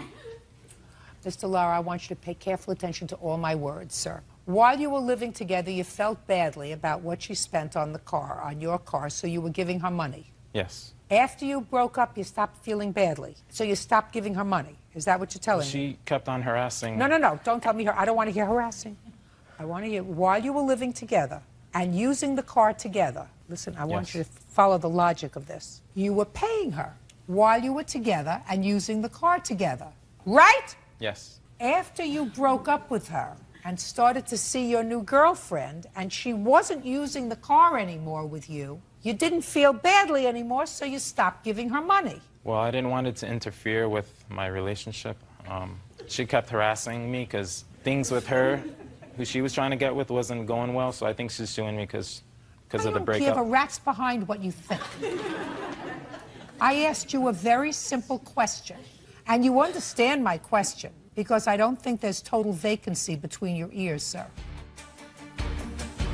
While you were together and both using it, you paid her for laying out the money. When you were no longer together and she wasn't using the car, you stopped paying her. That's what you're telling me. That's objective, not what you thought, what you felt. That's what happened. Doesn't that sound stupid to you? No, because it was a gift. Mr. Lara, I know that you have this word gift in your mind, but what you did in paying her belies the fact that it was a gift, sir. You paid her for the credit card. Hundreds and hundreds of dollars, according to her, because she's only suing you for what she claims is the balance, which is $3,400. And the total was close to $5,000 to fix the car. So you paid her a lot of money to pay down the credit card. Do you understand, sir? Yes. Listen, was he more exciting when you were together? He had his moments. Few and far between. He has a problem with confrontation, Your Honor. He has a problem with confrontation? Yes. Oh, and I love confrontation. That's why we don't get along. Judgment for the plaintiff in the amount of $3,400. That's all. Thank you. Thank you, Your Honor. 23-year-old Lisa Murray is suing her ex-boyfriend, 21-year-old Ish Easton, for the cost of a plane ticket to New Jersey. Ish claims Lisa is being vindictive. Miss Murray, Mr. Easton and you dated briefly, according to your complaint, and you believe he owes you for an airline ticket that you purchased for him in order that the two of you go home to meet the parents. And then you broke up for the trip. Mr. Easton says that the going home to meet the parents was strictly your idea. He never asked you to buy the ticket. You bought it on your own, so you pay for it, right? Yes, ma'am. Okay. When did you meet him? February 2006. We were working together. And when did you start dating? We started dating in the beginning of June 2006. And when did you want to go and introduce him to your family? Through the month of June, or in the beginning of July 2006, our relationship became serious. No. You're talking so fast I can hardly understand you. I asked you a simple question. When did you want to take him home to meet your parents? July 2006. After 4 weeks? Why? Well, I had missed my family very much, and he also said that he would like to go. He was excited about going to see New York City and seeing New Jersey. If he was so excited, why didn't he buy his own ticket? He currently did not have the money at the time, nor did he have a credit card. What was the arrangement that you made with him? That when we came back from our trip, that he would be reimbursing me. And when did you break up? September. And when were you supposed to go to New York? September 9th, 2006. I'll hear you. After she had initially brought the idea to go visit her parents, I told her then, I was like, well, I don't have money. No, look at me, look at me. Oh, I told her then, I don't have money to pay you back for any kind of ticket before we even discussed repaying anything. Why would you say that to her? I thought you met at work. This is after we started dating, man. No, listen to me. You're not listening. You don't have your listening ears on. You said, I don't have any money. And she just told me that you met at work in February of 2006. What kind of work were you doing? I, at the time, was working at Home Depot, man. And in July, where were you working? I worked for a structural engineering firm. And in August? Still work there, man. Okay, so you were working, you were employed. Yes. Do you have children? No, before dating Miss Murray, I was in a previous relationship. Separating from that relationship, I had to move back home. But upon moving back home, my parents were like, well, you got to help pay bills and stuff like that. So I pay half of everything. So? Leaving pretty much nothing. Well, that's not true. You have money to eat out, right? On occasion, ma'am. And that was money that I was like, Mom, you know, can I borrow $50 to go out? Or Mr. Easton, when you discussed with Miss Murray going to New York, I don't believe that you said to her, I don't have the money to pay you now, and I'll never have the money to pay you back. Because I don't think that under those circumstances she would have continued to see you, because that would have sounded like something a bum would say. I don't have money now, maybe. I'll never have money to pay you back. I wouldn't have taken you to meet my parents. I would have been humiliated to take you. You're a bum. If you say, I'll never have any money to buy an airline ticket for $295. So I don't believe that you said that to her. I believe that you probably said to her, I don't have money to pay for it now. That I believe. Now, when did she buy the ticket? she called me and was like, I bought tickets to go to New Jersey. No, you had already discussed it. So don't say it came as a surprise to you. I don't didn't know come as a surprise. I don't know the exact date of her When did you buying purchase the tickets? July 25th, I purchased the tickets. I have phone calls. Shh. And she told you that she purchased them in July. Yes, ma'am. Right. And you were working in Home Depot. I was working at Home Depot and the engineering firm at the same time. So two places. Yes, ma'am. What did you do with the ticket? I was unable to refund it because he broke up with me within 24 hours prior to canceling it. You have the bill? Yes.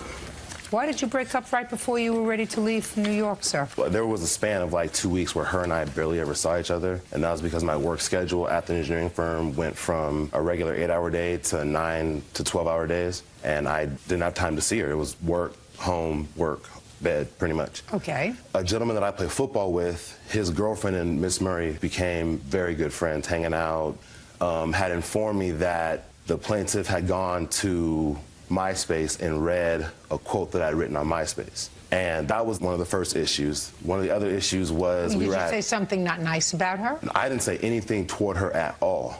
The quote that I left on my page said, due to the pain caused by love, to love I say. And that was nothing toward her previous relationship exactly to that. Then it went from that to she had been saying, oh, I don't have money, I don't have money, I don't have money. Well, then my friend's girlfriend is like, oh, we went shopping today. And Lisa bought this, and Lisa bought that, and Lisa bought this. Why does it make any difference to you whether she said I don't have money?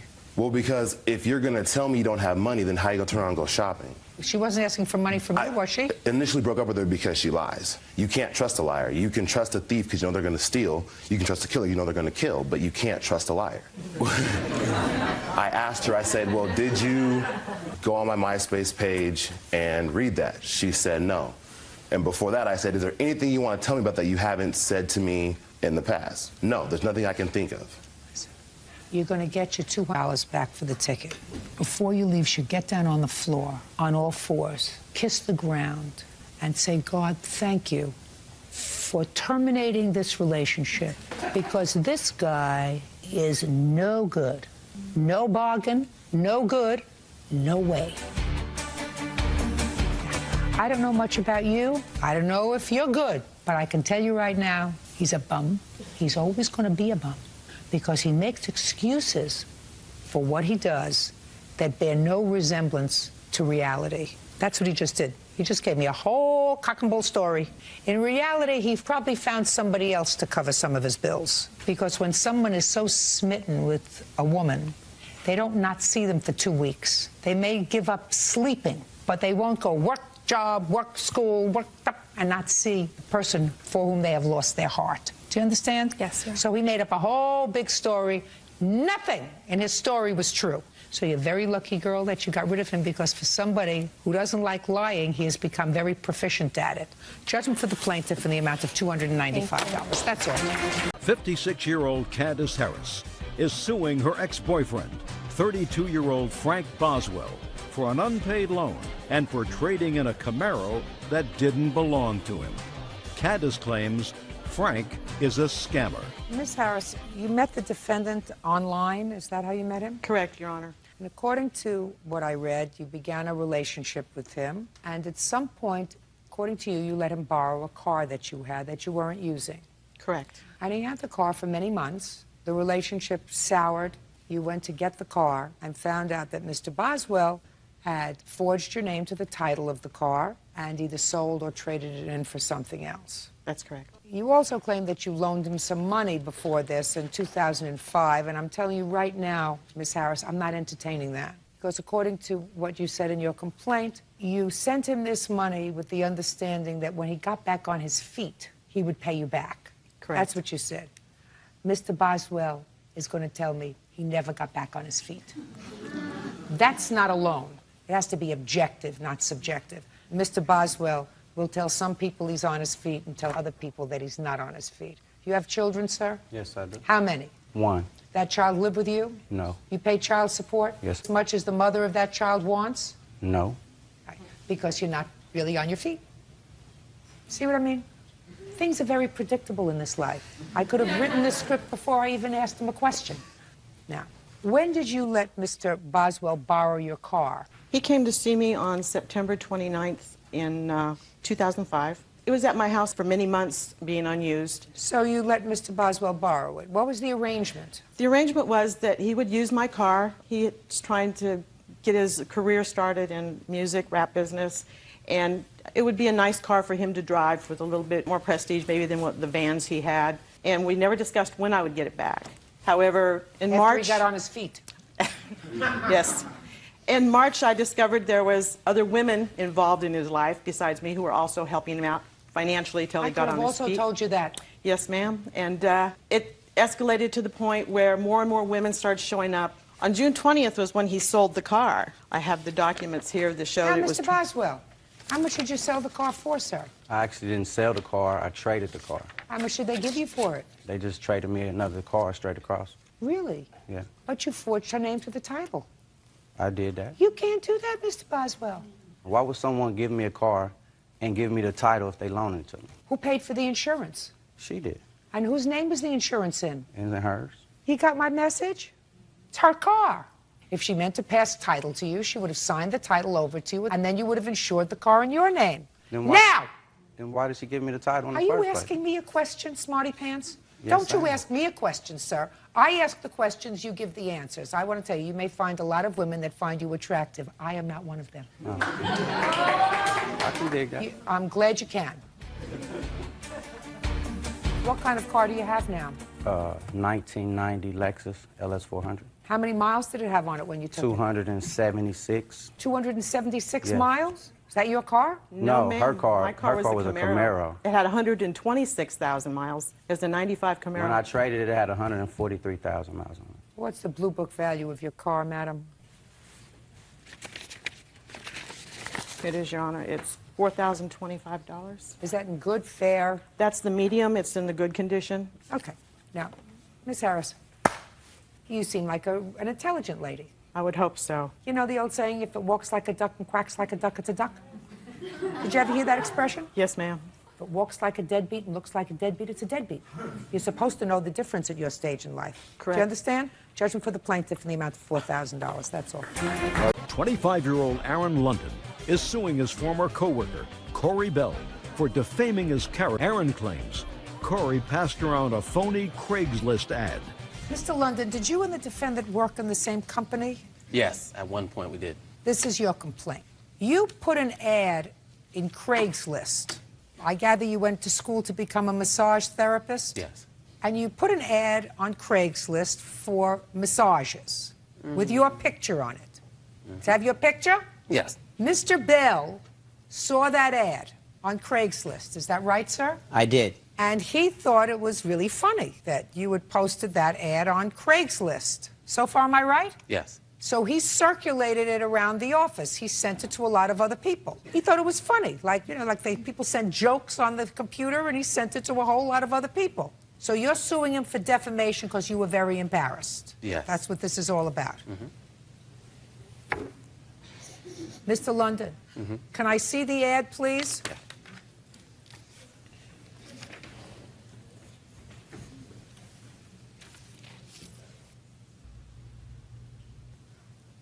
Okay.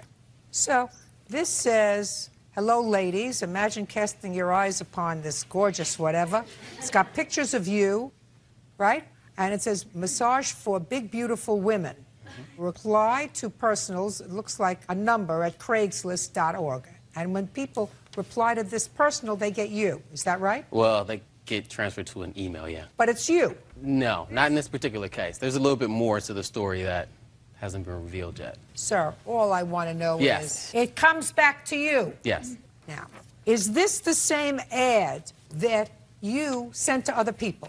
Yes. You didn't modify it in any way? No, didn't modify You didn't it. change it, you didn't add words, No, you didn't... no, I didn't. I just sent the link. You sent the link and you said, take a look at this. That's it. That's not a crime, Mr. London. That's not a crime. That's not a lawsuit. Yeah, there's a little bit more to it. Well, though. give me 30 seconds, sir. That's what happened. You put this ad that you didn't want to be circulated among your office mates. He circulated it among your office mates. If you didn't want it out there, you shouldn't have printed it. Well, no, that actually isn't what happened. What happened is I work for the bank, and I also have a personal training and massage therapy business, like you said. And another kind of job side hustle that I do is I write personal ads for Craigslist. Also ads for businesses, whoever needs advertising. Very nice. I'm not an advertisement for you, sir. So you have a lot of businesses. You put this on Craigslist. No, yes, technically speaking. That's what we're here for.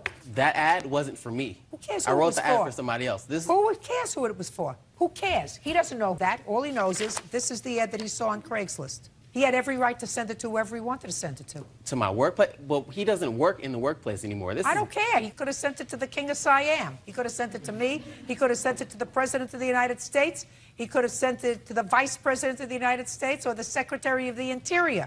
It doesn't make any difference. It's out there in cyberspace, put on the internet by you, Mr. London. He could send it to whoever he wants. It's open. That's what it is. It's like sending an open letter. To send it to my job for what? For Who laughs? cares? If you don't want to be embarrassed, you don't put embarrassing things on the internet, Mr. London. If you don't want to be embarrassed, keep your private thoughts to yourself. But the ad is not mine, is what I'm trying to tell you. Can I actually tell you? Listen, Mr. London, I understand the nonsense what you wrote in your complaint. You said you were doing an ad for somebody else, and this was just a sample of what the ad would look like. But Mr. Bell doesn't know that because you posted this on Craigslist. But how does he know I posted it? It doesn't make any difference whether he knows you posted it or not, sir. It's here. It's out there in the world. Just like he sees it, anybody else can see it. He can send it to whomever he wants to send it. The truth of the matter is, you did post it on Craigslist. Did somebody tie you down and take these pictures? No, those are sample pictures. Those are pictures that The pictures don't even match the ad, is what I'm trying to tell you. Oh, it's yes, not they even... do. Oh, yeah, listen, Mr. London, you can tell me whatever you want to tell me, sir. This may have aggravated you. It may have upset you. It's a very good lesson. If you want to think privately, you go,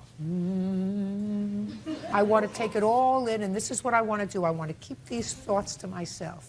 If you want to give massages to big, beautiful women, and that's what you're thinking about, and I'm going to see, but I'm not going to write it in a letter to my mother or my sister or my boyfriend or my girlfriend. I'm going to keep it to myself. Once you type it in the machine and you write send, it's over. It's out there. It's in Mexico and Burma and Jersey and Brooklyn. It's all over the place. And you can't complain about it if somebody says, this is really funny. I want to send it to everybody that I know who knows this jerk who posted this on Craigslist. So, Mr. London, grow up. You want to keep things to yourself? You want to talk into your pillow. Don't talk into your computer. Case is dismissed. 24-year-old Jeffrey Gibbons is suing his former friend, 21-year-old Sierra Delgado, for a loan to put a down payment on a new apartment. Mr. Gibbons, it is your claim that you made a loan to Miss Delgado in the amount of $700. She was a friend of yours. Miss Delgado says that she accepted the $700 from you because she needed some money and it was a gift. How long do you know her? Your Honor, I have known Miss Delgado since January. I met her at Bartending Academy, and I think that the gift part of that whole story that you just gave me is an utter fabrication. You have a copy of your check? Yes, Your Honor. It's a copy of the check and the date when it cleared.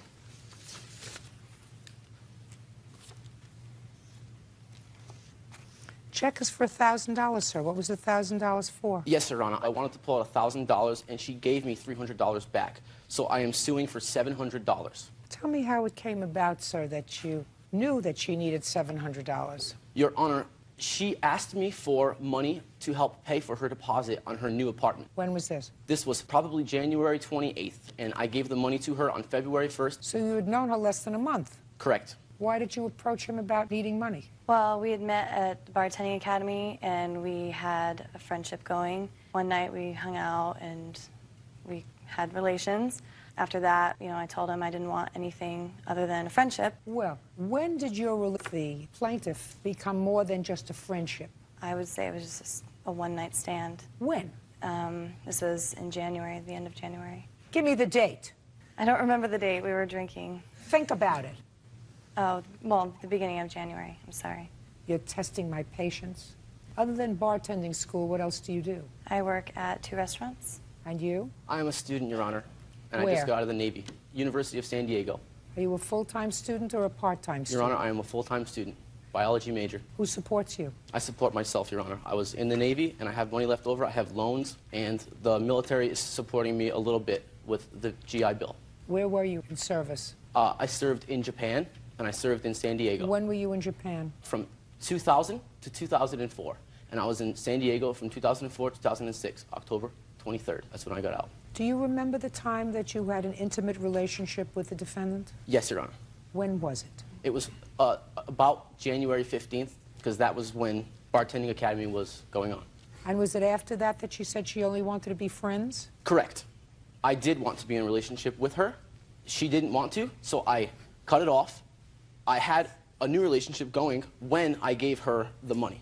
So I thought, since I was a personal trainer as well, and I thought, since I can't be your significant other or whatever that may be, I would like to be your friend, personal trainer. I tried to help her. When I sat down with her at the Cheesecake Factory, I gave her a goal list. This was my way of a contract. It's not a contract, but I was trying to help her. I bent over backwards for this young lady. Bizarre.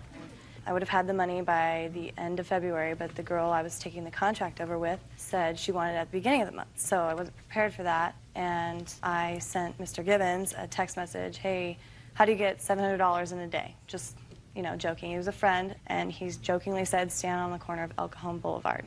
That's a tease. Yeah. Madam, you owe him $700. I don't owe him any money. Yes, you do! He gave it to me as a gift. No, he gave it to you under false pretenses. Your Honor, I have an I'm email. speaking. If you had already made a decision, Ms. Delgado, that all you wanted was a friendship, if anything, because I assumed that either you were disappointed with January 15th or you found his behavior somewhat bizarre.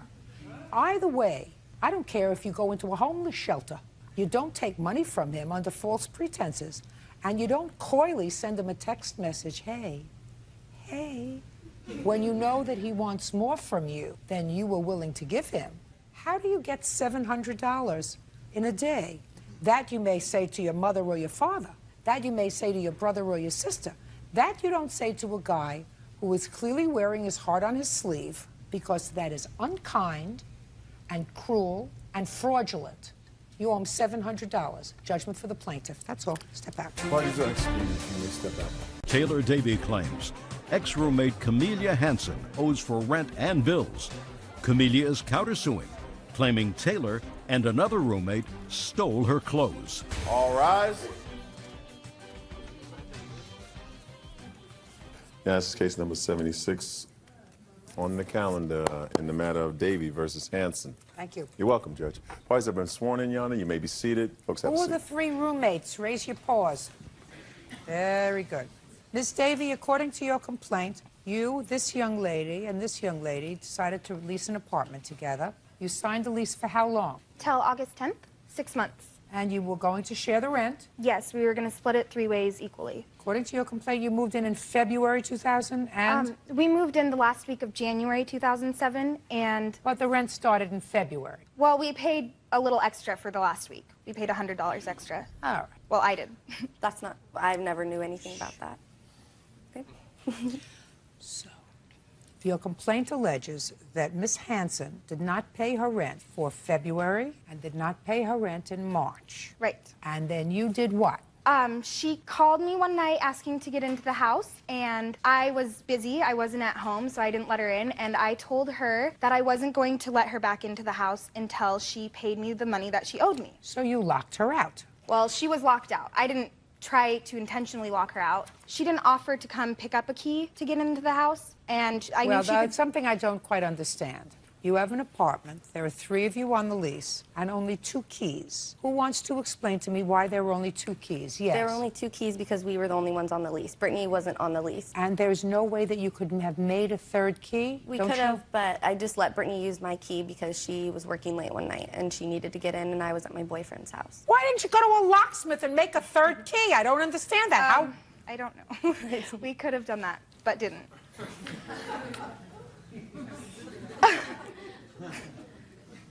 Anyway. So we you didn't have locked her the out. 3 keys. You She locked was her locked out. out. You locked her out, and now you want your rent. Yeah, she owes me Fine. for 2 months of Okay. rent. Now, Ms. Hansen says that she told you that she could not afford February's rent, and then she was going to pay you in March, but you locked her out first. But this is the Actually, beginning Your of Honor- March. That didn't require an answer. Well, I'm speaking. that statement was I'm incorrect. Well, I said what she said Okay. happened is this. So now you have to be quiet. You have to sort of dust out the cobwebs. Now I'm telling you what her defense is. Do you understand? I do. She has a counterclaim. She says that you locked her out but took her property, took her clothes. And she can prove that because some of the clothes that belong to her you are wearing on a website on the internet. Not Taylor, Brittany was. Brittany, one of whatever. And she wants her clothes back. That doesn't Now- have anything to do with me. That also didn't require an answer. How old are you? I'm 19. Was that a question or an answer? An answer? And what do you do for a living? I waitress and cook at the World Cafe. And what do you do, Miss Hansen? I work at a coffee shop. And you? I'm front desk clerk at the Holiday Inn. How old are you? 19. 19. You moved out when in March? The very first week of March. Give me the date. I think it was the 2nd. No, it wasn't. No. No, I think. Now, let's not play with each other. You didn't I- pay March's rent on the 1st. You didn't pay March's rent on the 2nd. When did you call her and tell her you wanted to get into the house? It was the first Thursday of March, so. I have down that happened on the 7th of March. Sounds right. Okay, well then I was Not the 1st or mistaken. 2nd. So Okay. you lived there 1st, 2nd, 3rd, 4th, 5th, and 6th. Why didn't you pay March's rent? Because the rent was due on the 6th, and I told her that I couldn't give her March rent until like that weekend. Because Why? Because my mom was giving me money for it because I didn't have a job at the time. And my mom Why got did you paid that move into an weekend. apartment if you didn't have a job? Because they needed me to be on the lease to get the apartment. Well, they because didn't. Listen to Brittany couldn't me, get on Miss the lease. Hansen. Miss Hansen. They don't need an unemployed teenager to sign on the lease. Listen to me carefully. They don't need an unemployed teenager to sign on a lease in order for a landlord to say, oh, now they're really responsible because we have 3 teenagers, only one of whom has a job, maybe. That's not why they needed you to sign on, unless you had a job. No, not the leasing company needed me to sign on. Taylor needed me to sign on the lease so she could get the apartment because Brittany couldn't get a co-signer and I got a co-signer. Who co-signed for you? My mom. Oh, That's great. false. Perfect. I wouldn't have been able to get on the lease without a co-signer. But she forged the co-signers. That's so. not true at Just all. a shh. Cute. They're cute. They should still be home and under somebody else's roof, but they're cute. Listen, you have to pay rent. You live in an apartment, you have to pay rent. I totally agree. Right, so you owe February and March's rent. I didn't live there for March. She kicked me out at the beginning No, of March. you lived there the first week in March. Then I would have paid her the first week of March, that like day by day that I lived there, but they kicked me out of my house. No, listen to me. I'm going to get to your counterclaim in a second. Okay. You may not be disappointed, but I have to explain to you that when you live in an apartment, you can't be a baby. And if you sign a lease and if you're supposed to pay rent, you say the first of the month you have to pay rent. And you don't take on the responsibility of an apartment unless you can afford it. Are you still living in the apartment? Yes, I am. Who lives there? I found 2 roommates on Craigslist. Are they okay? Yeah, they're great. Where is she living? Eureka, I believe, California. Okay, so she left. Yes, she moved out at the beginning of April. Okay, did she pay rent in February? Yes. Did she pay rent in March? Yes. Yeah. She didn't pay right then, but she's paid me back. So you covered it? Yes. For both of them? Well, I covered it at the start of the month because she got her paycheck like the 2nd week or something, so she didn't have it right then. And what was everybody's share of the rent? $250. Okay, now, you're going to tell me about your clothes. Well, the day that they locked me out, told me that I couldn't come back. Should have had your own key. I had my own key. I let Brittany use it. That's she your didn't problem. have her own key. No, that's your problem. You Okay. should have had your own key. Then nobody can lock you out. I went and got my own key after that, after they locked me out for a day. Fine, so you went and got your own key, so you weren't locked out. Yeah, but that day that they locked me out, they told me that they were kicking me out. I couldn't live there anymore. Well, they could have told you that, but that's So not true. They can't kick you out because you're on the lease. Well, I didn't want to live there anymore after that anyway, because they were rude to you. Yeah, and they were bullying me. Okay. So I went the next day to get my things, and I had to get a key from the leasing office, and my room had been gone through. Half of my closet was empty. He was there. He can vouch for me. I asked them for my things back. They had put locks on their doors, and they wouldn't give me anything back and said that they didn't have anything. A couple weeks later, a friend of mine was showing me Brittany's MySpace pictures, and she was wearing my underwear on a photo of her topless and just in underwear, and they were mine. You recognized your underpants? Yeah. You recognize your underpants? They're like specialty kind. They're not just like regular white underwear. They're like, you can buy them from like a boutique. Miss Davy, just for my own edification, did you put a picture of yourself? Oh, me? No. I don't do that. Who did? This one? Brittany. Raise your hand if you put up a naked picture of yourself. I'm not naked. What is it? I'm in underwear.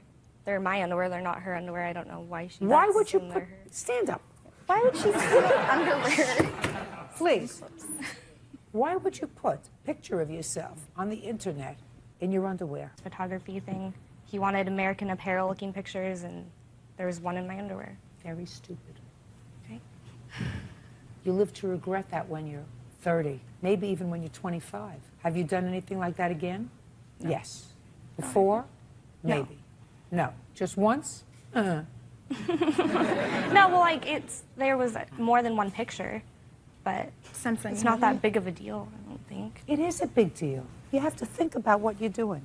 There are all kinds of perverts and creepy people out there that sort of surf the internet looking for dumb young girls who put up pictures of themselves in their underwear or worse. Don't do it again. Okay. Sit down. You have any other proof that you took your clothes? I don't really have proof that they took my clothes, but I have a list of some of the clothes that they took, and along with stealing my clothes, they posted things about me on the internet. Like, they made a couple websites about me saying really, really horrible things.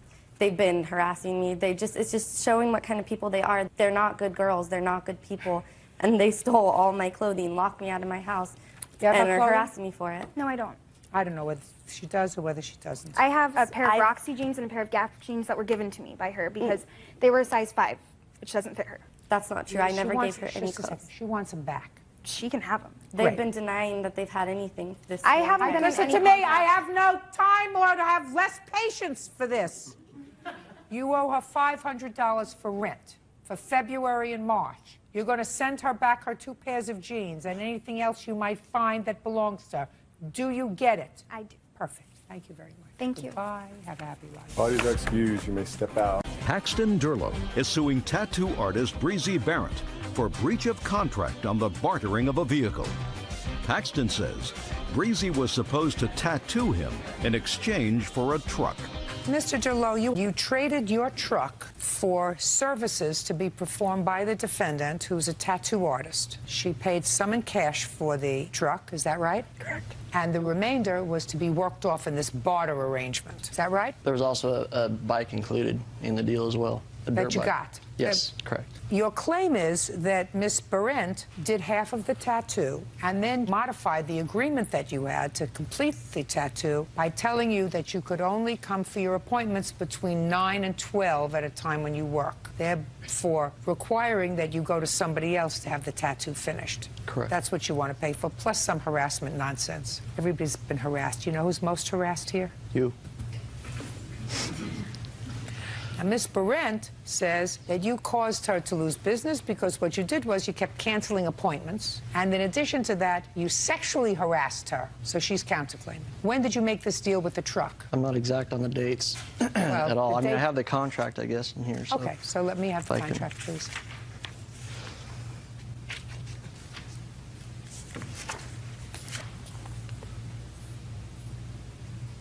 Okay, so the sales agreement requires that the tattoo is to be completed in 2-hour sessions, no more than 3 weeks apart, unless otherwise agreed to by the parties, and that's dated 7/21/06, correct? Correct. Yes. When did you start the tattoo? I was already in the middle of tattoos. This deal came on after I was already getting work from her. So when you were supposed to start it in 2-hour sessions, according to the agreement? Yes, that would have been starting that date. So what happened? Well, the appointments were going well. Then I would get an occasional push. She would ask me if I could come in on a different day because there was a person that absolutely had to have that appointment. And it was a way for her to make money and that she was a sole provider for her home. So I agreed. And then it became redundant. And then what? I didn't agree any further. It started getting to where I couldn't get anything done. Did you ever cancel appointments yourself? The last time that I had an appointment to go to was one I canceled. How many times did she change your appointment? I believe 4 times, maybe even more. And it was always because she had a paying customer? A paying customer or something came up. She did have a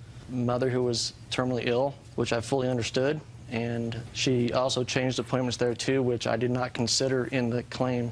Okay. When did she tell you about this business of only coming in the morning? After a discussion of me not getting anything done, the whole conversation was via text, and I have it, if you'd like to see it. I'd like to see it.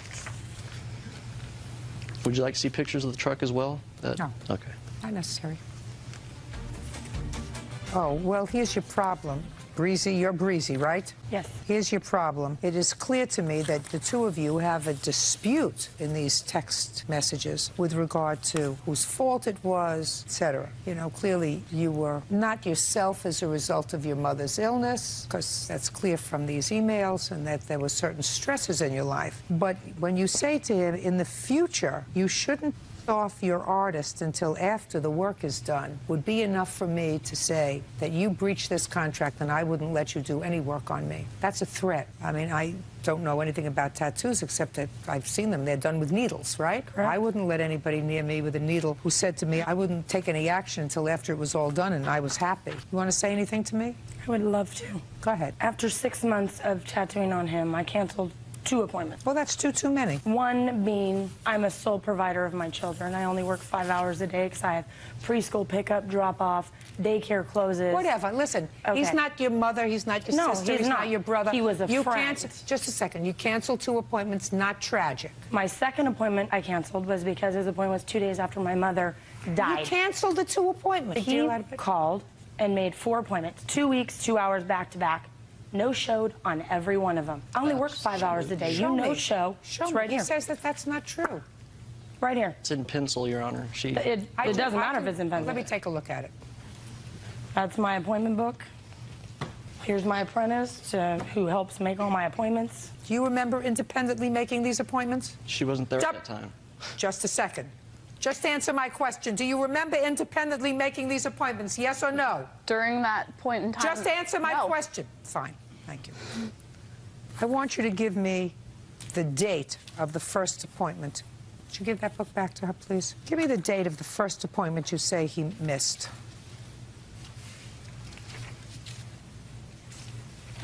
Monday, January 15th. What was the next one?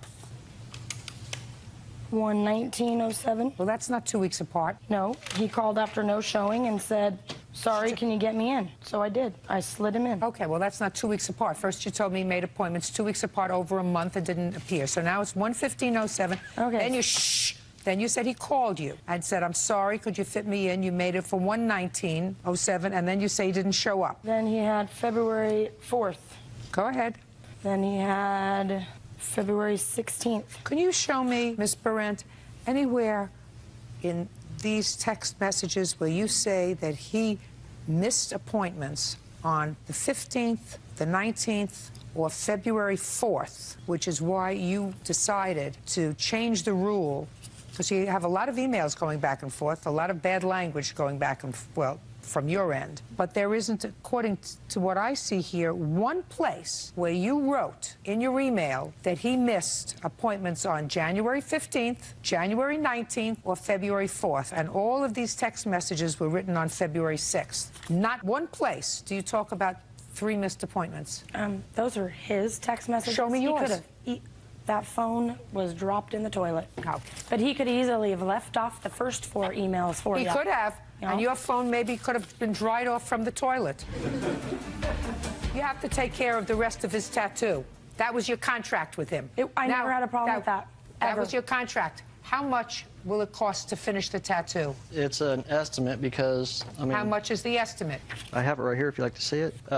He believes it to be between $1,440 and $1,800. Can I see, please? It depends on the work. Where is it? Is it on your arm? It's on both arms. And Got it. There's not more than $600 left there. Well, then you should have done it yourself. I would love to. Well, you can't because you threatened him. Okay. Now, you also don't mention anywhere the sexual harassment that you talk about. You want to tell me about it? Yeah, the entire time I worked on him, it was fondling me, grabbing on me. I leave my wife for you the whole time.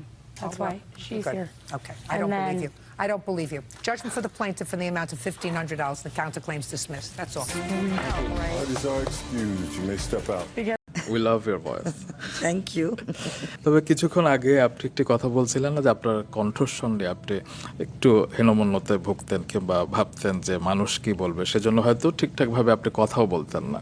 Bullying করতো কেউ সে সময় আপনার হ্যাঁ না, কণ্ঠস্বর নিয়ে? ওরকম করে আসলে বুলিং না। আমি আমাদের এই গল্পটা আমার শুনেইছি আমার নাচের ক্লাসে, বুঝছো। আমার এখন স্কুলে এরকম ধরনের কথা আমাকে কেউ কখনো বলেনি। আমরা যারা স্কুলে একসাথে পড়ে বড় হয়েছি, এরকম কোনো বন্ধু আমাকে... নাচের ক্লাসে কেন? সেখানে তো ভয়েসের কোনো ইস্যু নেই। আমি জানি না কেন নাচের ক্লাসে এমন একটা জায়গা আমাদের যে সব কিছু নিয়েই কিন্তু কথা হতো। আমাকে কিন্তু কেউ আমাকে ডাকা হতো কিন্তু লম্বি, পেছনে গিয়ে দাঁড়া। এটা আমি এর আগেও তোমাদের একটা অনুষ্ঠান টক শোতে বলেছি। আর হলো ধুমসি, কিন্তু বাড়িতে কিন্তু কখনো এটা শুনিনি, বা আমার পরিবারের আমার ভাই বোনরা যারা বা স্কুলে যারা একসাথে বড় হয়েছে তারা কিন্তু কখনো এরকম করে বলেনি যে তোর গলাটা এরকম। তবে আই হোপ আপনার সেই কনফিডেন্সটা এখন আর আই হোপ তোমাদেরও এটা কেটেছে, কারণ কিছু মানুষ শুধু কাটেননি। We love your voice. Thank you.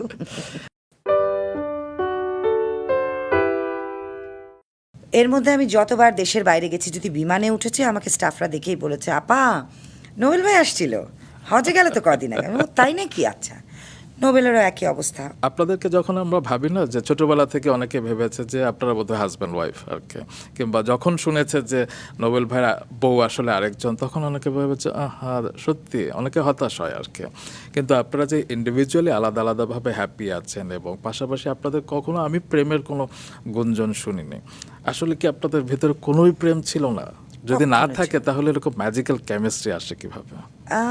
দুজনের একটা স্বচ্ছ সম্পর্ক, দুজনের একটা স্বচ্ছ ক্লিয়ার একটা বন্ধুত্ব, যেটা আমি মনে করি, এবং অসম্ভব ভালো একটা বন্ধুত্ব। এবং নোবেল এমন একটা মানুষ, ও কিন্তু মিডিয়ার হিসাবে যদি তুমি বলো, আমাকে বলতে বলো, আমি বলবো একটা গুড বয়। যখন ওর অল্প বয়স, আমরা যখন একসাথে কাজ করেছি, তখন থেকে আমি ওকে দেখেছি 5 ওয়াক্ত নামাজ পড়তে, এবং ভীষণ মা বাবার খুব বাধ্য একটা সন্তান, খুব বাবা মাকে টেক কেয়ার করার মতন একটা মানুষ। এবং নোবেল এরকম ছিল। পল্লব হয়তো এমনও ঘটনা আছে যে হোন্ডা নিয়ে এসে বলছে, এই ওঠ ঘুরে আসি, উঠতে যাব, হয়তো নোবেল বলেছে যেও না বন্ধু ঘুরে। আমি বলছি কেন যাবো না নোবেল, যেও না। কারণ ও জানতো এইটা নিয়ে আমরা যাদের সামনে দিয়ে যাচ্ছি তারাই গল্প করবে। ও আমাকে সবসময় প্রোটেক্ট করেছে। কদিন আগে ফোন করেছি একটা কাজে, ওকে টেক্সট করেছি, কারণ ওকে তো পুট করে ফোন করি না, ব্যস্ত থাকে। এর মধ্যে আমি যতবার দেশের বাইরে গেছি, যদি বিমানে উঠেছে আমাকে স্টাফরা দেখেই বলেছে, আপা নোবেল ভাই আসছিল, হজে গেলে তো কদিন আগে। তাই নাকি? আচ্ছা। নোবেলেরও একই অবস্থা। ও যদি বিমানে উঠেছে, ও মহাপা তো গেল, বাচ্চাকে পুষ্পিতাকে নিয়ে গেছে, তো দুজনেরই একই অবস্থা। তা আমি ওকে টেক্সট করেছি, বন্ধু একটু কথা বলতে চাই, ফ্রি হয়ে ফোন দিস। তো ও লিখেছে, আমি তোমাকে 10 মিনিটসে ফোন করছি। ঠিকই 10 মিনিটসে ও বিজি ছিল, কল ব্যাক করেছে। তো দুজনের কাজের কথাটা সেরে আমি বললাম, নোবেল বলো তোমার সময় আছে, আমি একটু গল্প করতে পারবো? বললাম হ্যাঁ। বন্ধু তাহলে একটা গল্প করতেই হয়। ওর বাড়িতে কোনো একটা জায়গা থেকে ওরা ডিম বা এরকম অর্গ্যানিক কিছু জিনিস ওরা রাখে নোবেলের বাসায়। শম্পাকে শুনছি বলতে যে আপনি দিচ্ছেন না কেন? এগুলো টাইম হয়ে গেছে, এগুলো আপনি টাইমলি দিচ্ছেন না, আজকে এরকম দেরি হয়েছে। বলকে ম্যাডাম কোন বাসা? তো বলছে যে গুলশান, এত নাম্বার বা হাউস, এত নাম্বার রোড, এই সেই। বলকে কে? আচ্ছা দাঁড়ান ম্যাডাম, একটু দাঁড়ান। তো কাগজে দেখে না নাম লেখা থাকে, নাম দেখে বলছে যে ও আচ্ছা আচ্ছা আচ্ছা, আদিল সাহেবের বাসা? বলে হ্যাঁ, নোবেল সাহেবের বাসা। নোবেল সাহেবের বাসা থেকে বলছি আমি, আপনারা তো এত তারিখে আপনাদের দেওয়ার কথা জিনিসটা দেননি কেন? বলে ম্যাডাম সরি, ভুলে গেছে, আমি পাঠিয়ে দিচ্ছি। আপনি কি বলছেন? তো শম্পা বলছে আমি ওনার ওয়াইফ বলছি।